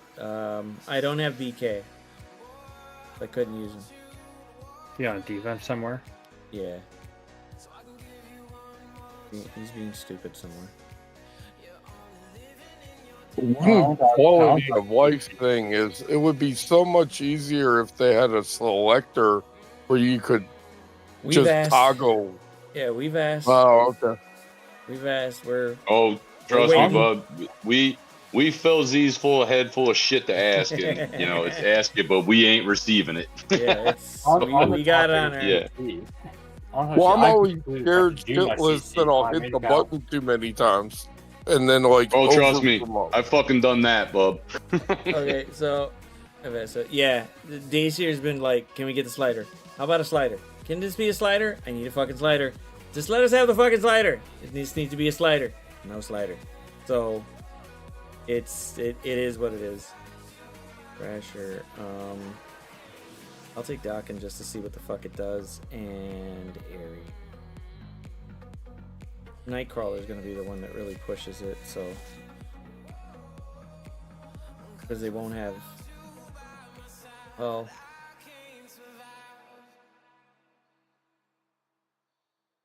yeah, we should be okay. Yeah, because then I'm just gonna Damon one. Yeah, no, I am bringing. It's gonna be Nightcrawler, Old Man Logan, Dawkins, Thrasher, and Ares, and we should be fine. They're low enough, so Old Man Logan's probably gonna be the one that does it.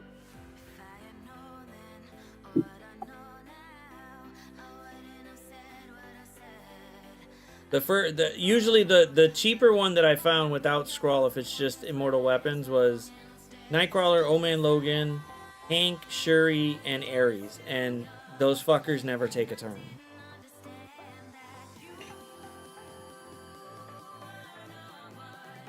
But since Sus is in there and wants to be a dick, What is the point of room number 2? he pushed buttons. To really fuck you up. No, the reason I see is you have 3 new stat era tunes in there. 2 of which are Yep. pre-cons. And when Fist gets that battlefield effect, he's gonna put offense up on all of them. You've now got 3 new stat era tunes assisting, constantly fucking you up. We had somebody lose to that because of the assisting. I don't remember. It was yesterday. Someone lost to that because of all the assists. The exact room. I don't remember who. Blastar? It may have. I don't know. No, I don't remember who. I don't remember who it was, but somebody lost that room too. I don't remember what It's they making me took, just say fuck this and just bring Guardian. It may have been Blastar. Because I would just take Guardian over what's her face. I think it was Herbs. I think it was Herbs Blastar. We'll find out because I'm gonna use But that. that's Herbs Blastar that didn't do shit for damage. Blastar. Yeah, and then there was my dumbass who had him as a striker. Yeah, that reminds me. I gotta Yeah, put that fucking that's back where right now. Apoc's going. That's where Apoc's going. I'm gonna take Damon and friends into 1, Blastar's in 2, the Nightcrawler team in 3. I'm gonna fucking mirror 4 because I don't have time for that shit. I'm gonna Professor X 5 with Fantastic Four, and then 6 I'm just gonna New Warriors that shit. New Warriors, New Mutants, whatever. those fuckers, because they're all purple 3 too. So fuck them. All right, we need to do this quick because I'm fucking tired. And I'm probably gonna fall asleep on stream. We're not having this shit today, so I don't feel like falling asleep on stream. So there ain't no channel points. Okay. Eat shit. We're Yeah. done. Damn. No cursing. Are we recording? We always are. Okay, no cursing.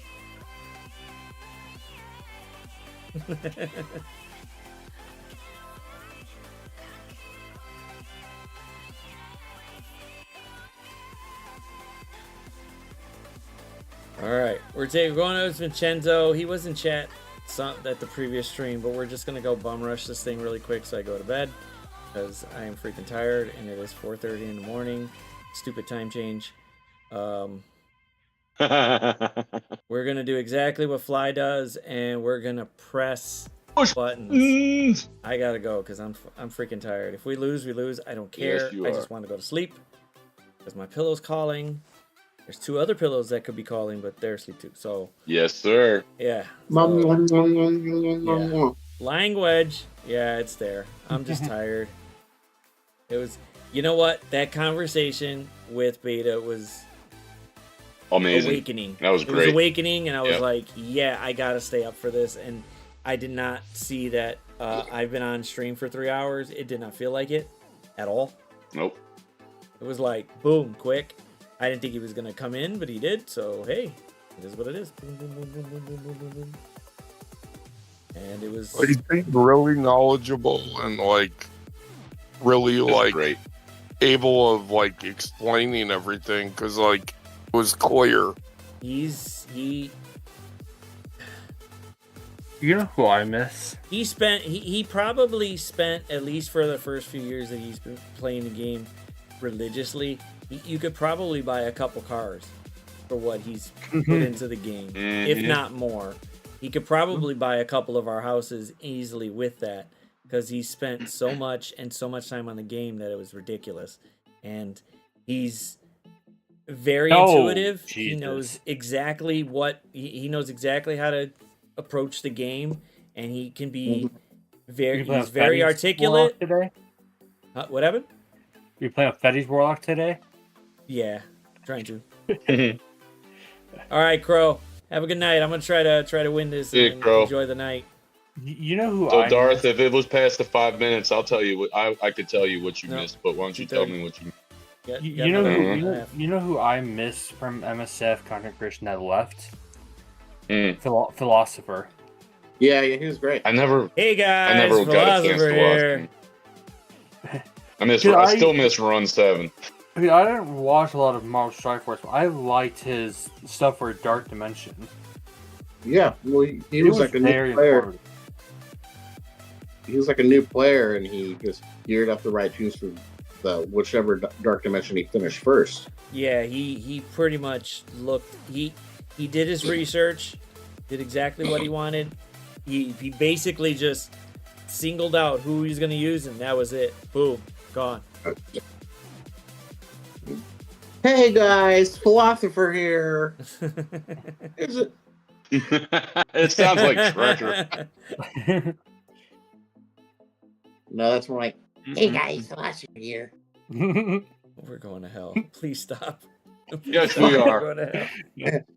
We're all Oh, going to hell. absolutely. Was there ever a chance you weren't? I don't know. I've had There a was first never a class chance ticket I for a wasn't. minute. I've had a first class ticket, so Hey, It's you won't be okay. alone, buddy. We'll be there with you. hey, Definitely me and Sticky's- Fetty. Lord have Almost mercy, is I'm right behind us. Hey, there's Trekker. Yeah, Sticky was crazy, and Oh it god, was Sticky was nuts. Sticky was freaking nuts.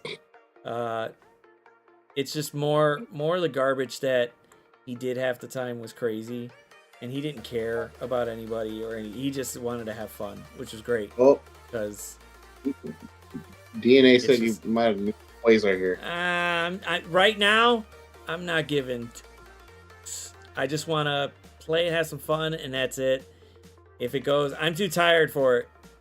I'm just way too tired. Oh wait, I don't think I do. I don't think I do. Hey, it's okay. I think okay. I He's think not a we're okay. controller. I think we're okay. I think we're good. If not, Shit.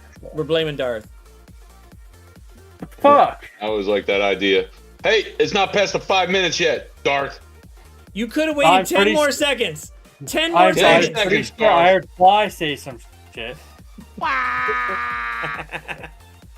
Hey, Now Z, it's is the 5 time minutes. up now? Now it's 5 Okay, minutes. Darth, you missed these nuts. I think we're good, DNA. I think we made it. I think we got right.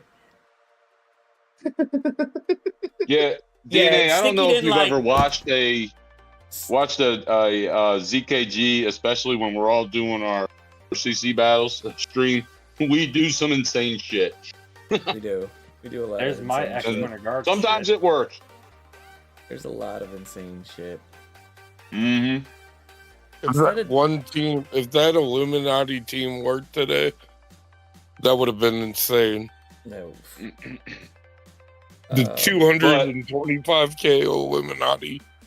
Hey, that But was nothing fun. beats almost as 5 minute 6-room CC. Nothing. That was, I'm sorry. that Nothing will was ever beat epic. that. I'm sorry. That was That was That is insane. epic. I couldn't believe Yep. that you did it. I couldn't believe that happened either. I Couldn't don't know believe what it happened. at all. I blacked out. This happened. Ever seen somebody do a 6 rooms in 5 minutes? Just amazing. Did he auto it? No, Nope. nope. It was fully played. That was the quickest, and the game did not get in the way of No. with the loading. It was Yeah. it was Loaded. so quick. It was ridiculous. Yeah, And it was really like was. it was like the last Yep. 12 minutes before the round ended too. yeah. It was insane. Yeah, Just it was here, it it's was all- quick, Dace. It was so quick. It was ridiculous because you're just like, wait, how did he do this in like 5 freaking minutes? Like, granted, called he had playing on a everything set tablet. up, but Yeah, but I'll never. That is the one CC stream I will never forget. it Called playing it on was a super tablet quick. and not a desktop. Yeah, So Well, yep, that too. that helps with The other one loading. I'll never forget is when we had to complete ZCC because he was too drunk. We had to talk him through everything. That was fucking. That was who was that? Was Tessie? was that That was Tessie. and Rurik. That was Rurik. Burrick, yeah, yep. Ruined Yeah. that. I've never seen Z that drunk. That's the night that Cookies left him on the bathroom sink. Yeah, I That's got the left in first bathroom. time That's the first time I've seen Z drunk. Oh, I've seen They Z drunk pushed a it. couple times in the last couple of years, but that They was pushed the it. worst I've ever seen Z drunk. You know what's funny is oh what- shit! is Look, what- we're up Oh. so late that it's Rolf's fucking afternoon. What's up, bro? What's up, bro? Holy shit. Would have I been shouldn't great be if awake. if you would save No, you that. shouldn't. If you would save that stream and then like replayed it from the beginning and then fast forwarded to the end where you're freaking shit housed. Well, I think I can go into. I think it's on YouTube somewhere on Z's channel. I'm gonna actually go back this week, or well, no, because it's weird. Z, a lot of your stream stuff on Twitch is like the old videos and past videos are like gone. Oh yeah, because I had a, that's Hey, a Twitch thing. No, it's a. Oh. We could turn it off. I turned it off Oh, only okay. because of there's a lot of the copywriting things that are hitting for it, so I don't want to deal with it. Oh, that's okay. Well, still, Yeah. there's a max time that something can stay on your channel. I think it's Yeah, true. 90 days is the maximum if you're a Twitch partner. And I No, think it's because he's 90 got- No, it's he's- longer. It's longer for a For- Twitch. No, partner. he's got video- stuff on there from for like video. 2 years for ago. for the app For a year affiliate, ago. it's 90 days. It's longer for a partner. It's probably related to how many views too. Well, that Well, might be on true. but- streams. Yeah. Streams are different. The video and stuff, they will stay. Streams Yeah. have a certain amount of time they are able to stay, and your level of something with them is what determines how long they stay. Well, I'm gonna go back through G's YouTube channel and see if I can find that scene because I would love Oh, to just watch it again. you'll be able to find it. I would Oh hit yeah, scroll- it's just a matter of scroll. figuring out what day it was. It doesn't. I would have hit one of the ends. Well, and it's also if Z tagged it right, you know. But yeah, I'm gonna go back this week because I got 4 days off, so I'm gonna go back this week and see what I can find. It's the first 4-day week I've had off in 3 weeks because I've been working for everybody, Hey, getting that nice. extra money. Cheddar. Always gotta love the cheddar. Yep. I still have to share all those jokes that we were Yeah. at Fetty and almost, and I was holy shit, those are fucking hilarious. Did he show you what I shared with him? He just sent a bunch of jokes to me. I don't think Oh. he.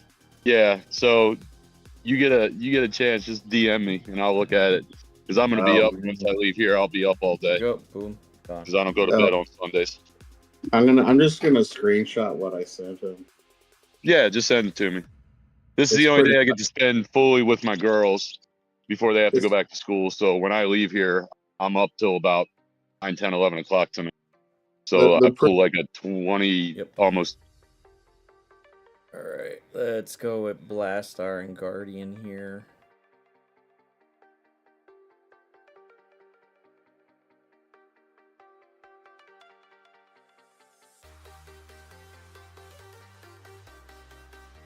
Where are you, Guardian? Where are you? You right there? There he is. Boom. And let's go.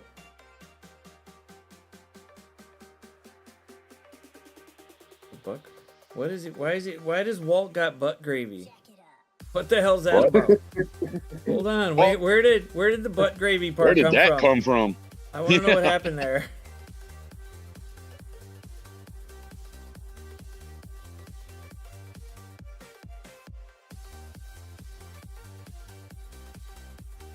I just hope my sleep schedule shifts again soon. Click, click. You're gone. No, see, I work Thursday through Sunday, 6 p.m. to 6 a.m., and then every other Wednesday. But during my days off, I can easily switch my sleep back, and it helps that I stay up all day Sunday. But All right, I just man. I'll see you in a bit. switch my sleep back to like a Must be normal. nice. You can easily change it. Click, Oh, I can. click, I mean, if I get 6 hours of It- sleep, I'm good. click. It takes me My like a problem month to is get since I changed. got back from the war He's dead. for like 20 some years, like my sleep schedule is never consistent. Like every Okay. X amount of days, it'll just shift, Goodbye. and I And he's got can't defense sleep. down, so they're all dead.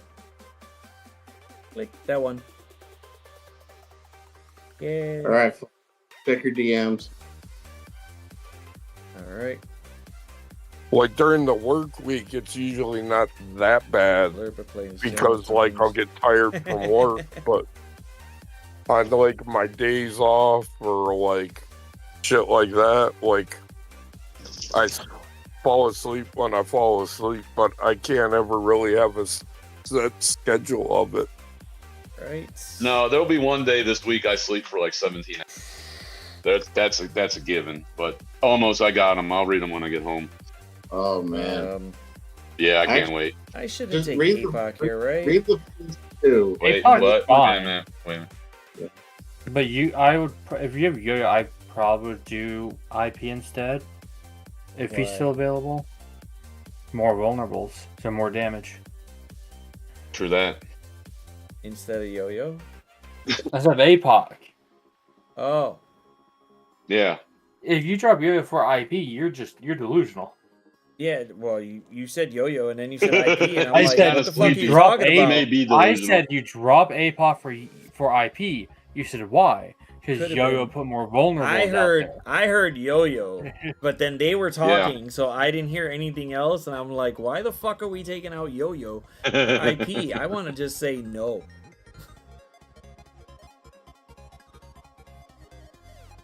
Yeah, we're gonna. Put Oh, you said Beast. you recorded that X Winter Guard Ida against Minimus. Do you still have that? Ooh. It's on YouTube. Talking to you. The X Winter Guard? Yeah, it's on YouTube. Where? All the gun when you go into my Gotta channel, search. just hit live, and then you just Yeah. pick the stream it was on. Well, you said I said you said you recorded it, like you had a recording of it. Oh, I think I have a. Oh, you I did have a too. short. You know Yeah, I what? think I He's do right. have it. I do have it. Yeah, I gotta you look did. for it. Okay, so I'm fine here. I'm praying we kill what's his face, but I don't know if it'll do it. Let's go have fun. Yeah, I recorded it as a short, so it'll look like the vertical form of it. It's not gonna be the. If you want to see the big one, you'd have to find out which stream I did it on, which had to been. Well, that'd be easy. Yeah, if It you know was the day you did it. It's last week Monday. Oh, then yeah. What was that? Well, sometime last week. Second, probably. I sent to King Strike. I should check. Oh, please don't die. Thank yeah, you. there's a second. There's a second. Thank you. I'm targeting Blue Marvel. 1x. Go. 1x. Fuck it, I ain't got no time for this. I'm trying to go to sleep. Yeah. Oh, fucking Blue Marvel. You push CB too far. Yeah, I know. It's fine. At least we got what's his face. Oh shit. Oh. Stay alive. What they Jesus. took He's it. okay. He's okay. Come on. Go. There you That's go. fine. At least he's there. Second hit. What's his face go?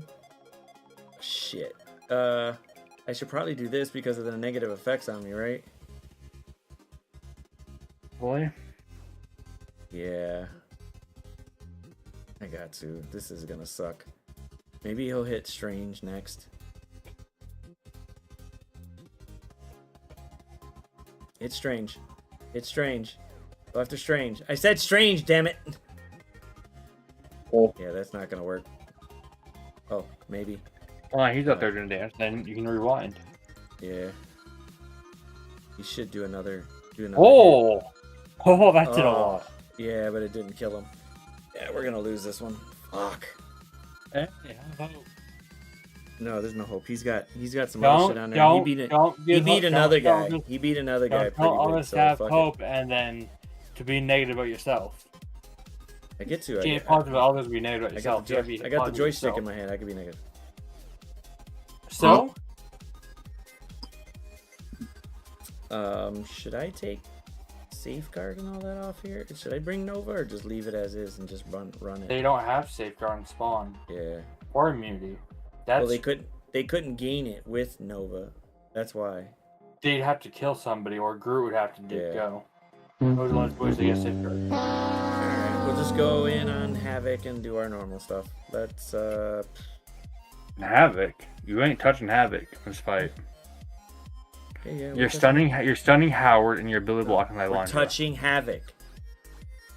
Yeah, touch Havoc with Rocket. Yeah, no. We're touching Havoc with Havoc. Huh? I want to see Darth's brain just explode from me saying that. He's gonna lose. He's just gonna lose his shit. Like, did you really just fucking do? Yes, I did.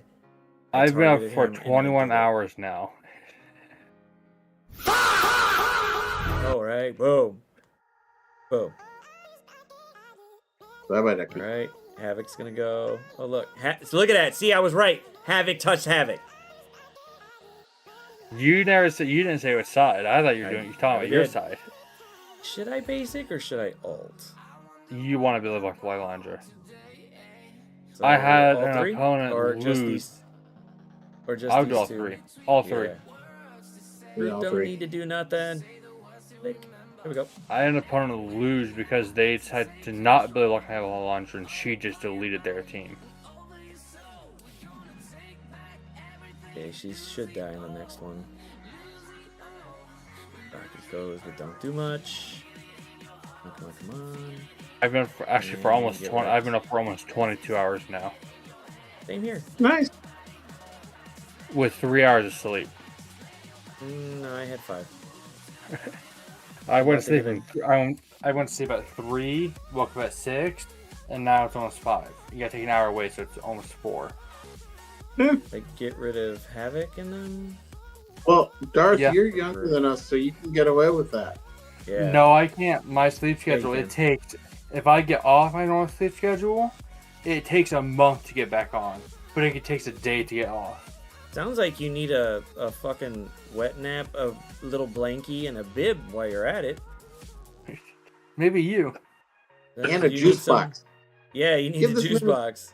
He needs a Holy juice box. This cocksucker.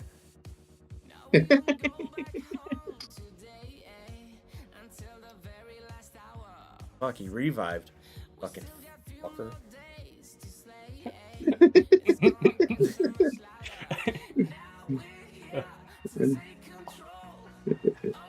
Really throwing all the hate words. Yeah, I think it's Yeah. his monthly cycle. I don't know if anybody wants to run to Walgreens and help him out. Fuck no. Oh my Atlanta. Get him a Midol. Would vigilantes do great here? or do At you least get I can fucked up? walk Who's where I Night need to Stalker go. that, man? Night Stalker it. Yeah, Night Stalkers. Night Night Stalkers. Stalkers. Night Stalkers. At least, Yeah. at least I can walk where I need to go. Whoa. Whoa. Whoa. Whoa, whoa. Damn, just went down that route, huh? Yeah, man. Damn. Alright, somebody go put this motherfucker in the corner. Hey, you're going on timeout, motherfucker. I don't give a damn. Alright, let's go. Let's go, When let's go. I first started actually chatting, I came in guns blazing. I will keep there on guns used to blazing. be one on every corner, but then Walgreens got too expensive and they're like slowly dipping the fuck out. CVS is taking over. Like, I don't. Yeah, Walgreens even near my house, they're fucking, they're dipping. They're just I'm too not sure if expensive. we have a Walgreens here anymore. Badger, what's happening? Oh, he should die quick. Now, come on, help out.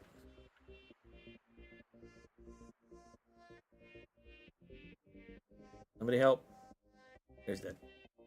All right, let's see how much we lost Hey. by. Take that, you boomba clot.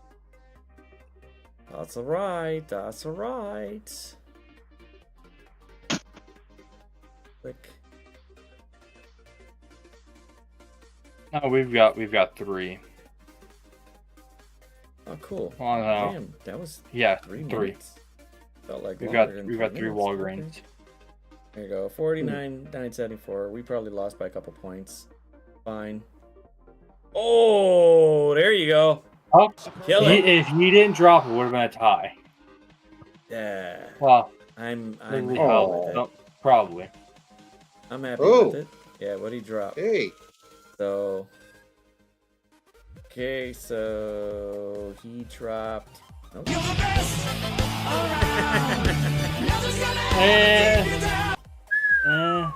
He had to switch it up a little bit there. I was like, let me just throw Blue Marvel out there just to see what he does. And I was like, I'll throw him in that room with Adam Warlock. Why not Adam Warlock? Throw him. All right, what else did he drop? Oh, a cursed. Whoa. Oh, yeah. They Why threw did you... Starjammers counter at Accursed. Because I think that's the exact team you used on the test server to beat Starjammers in that CC. Well, at least 4 parts. I don't know if Shadow. This is nuts. What's up, Fair? Yeah, then they were like, let me just take out Jeff and put in Invisible Woman. That should help. And it did. All right. Yeah, they wrecked that team. Yeah, nobody was stopping speed there for a second. And then they probably thought about it and was like, But it's not that. It's just the fact that they switched it up with IP this time instead of APOC. But They know hey, it's hard. But I'm surprised that Damon fails even if Blue Marvel's not there. yeah. Well, I know it worked here, but it was the time you showed us the last round. All right, we won. I'm happy with it. It works out great for me, so I'm just tired. At least we won. Yeah. Bounce. Hey, fuck yeah, nice win. You kept me up through the whole rest of my fucking shift.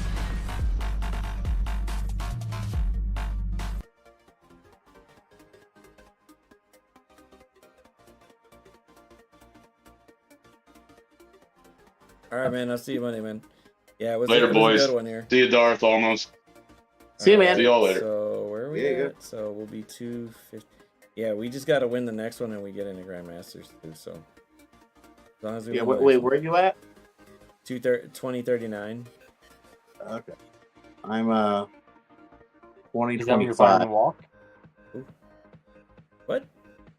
I'm at 284, Oh. All right. but yeah. If I win the next one too, then I'm going to the next one. It should be great. But Nice. all right, who's on right now? Somebody on? Because I am tired as shit. I gotta film a video tomorrow with some people. Good one. 2 p.m. Who's up? Who's up? Who's up? Omega's on. I don't know who the fuck you are. Guess we're going to Omega because that's the only motherfucker. All right. Let's see. Main Fry Mill. Yeah, but at least Omega.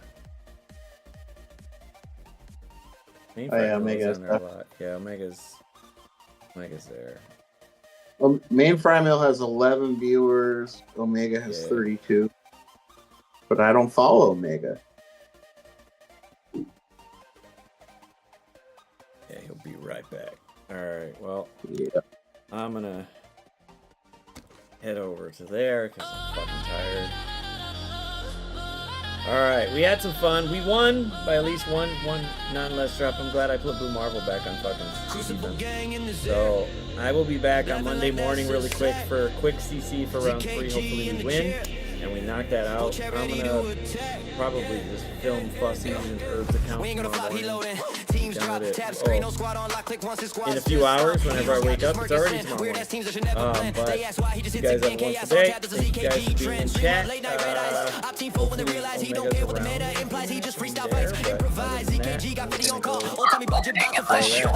that,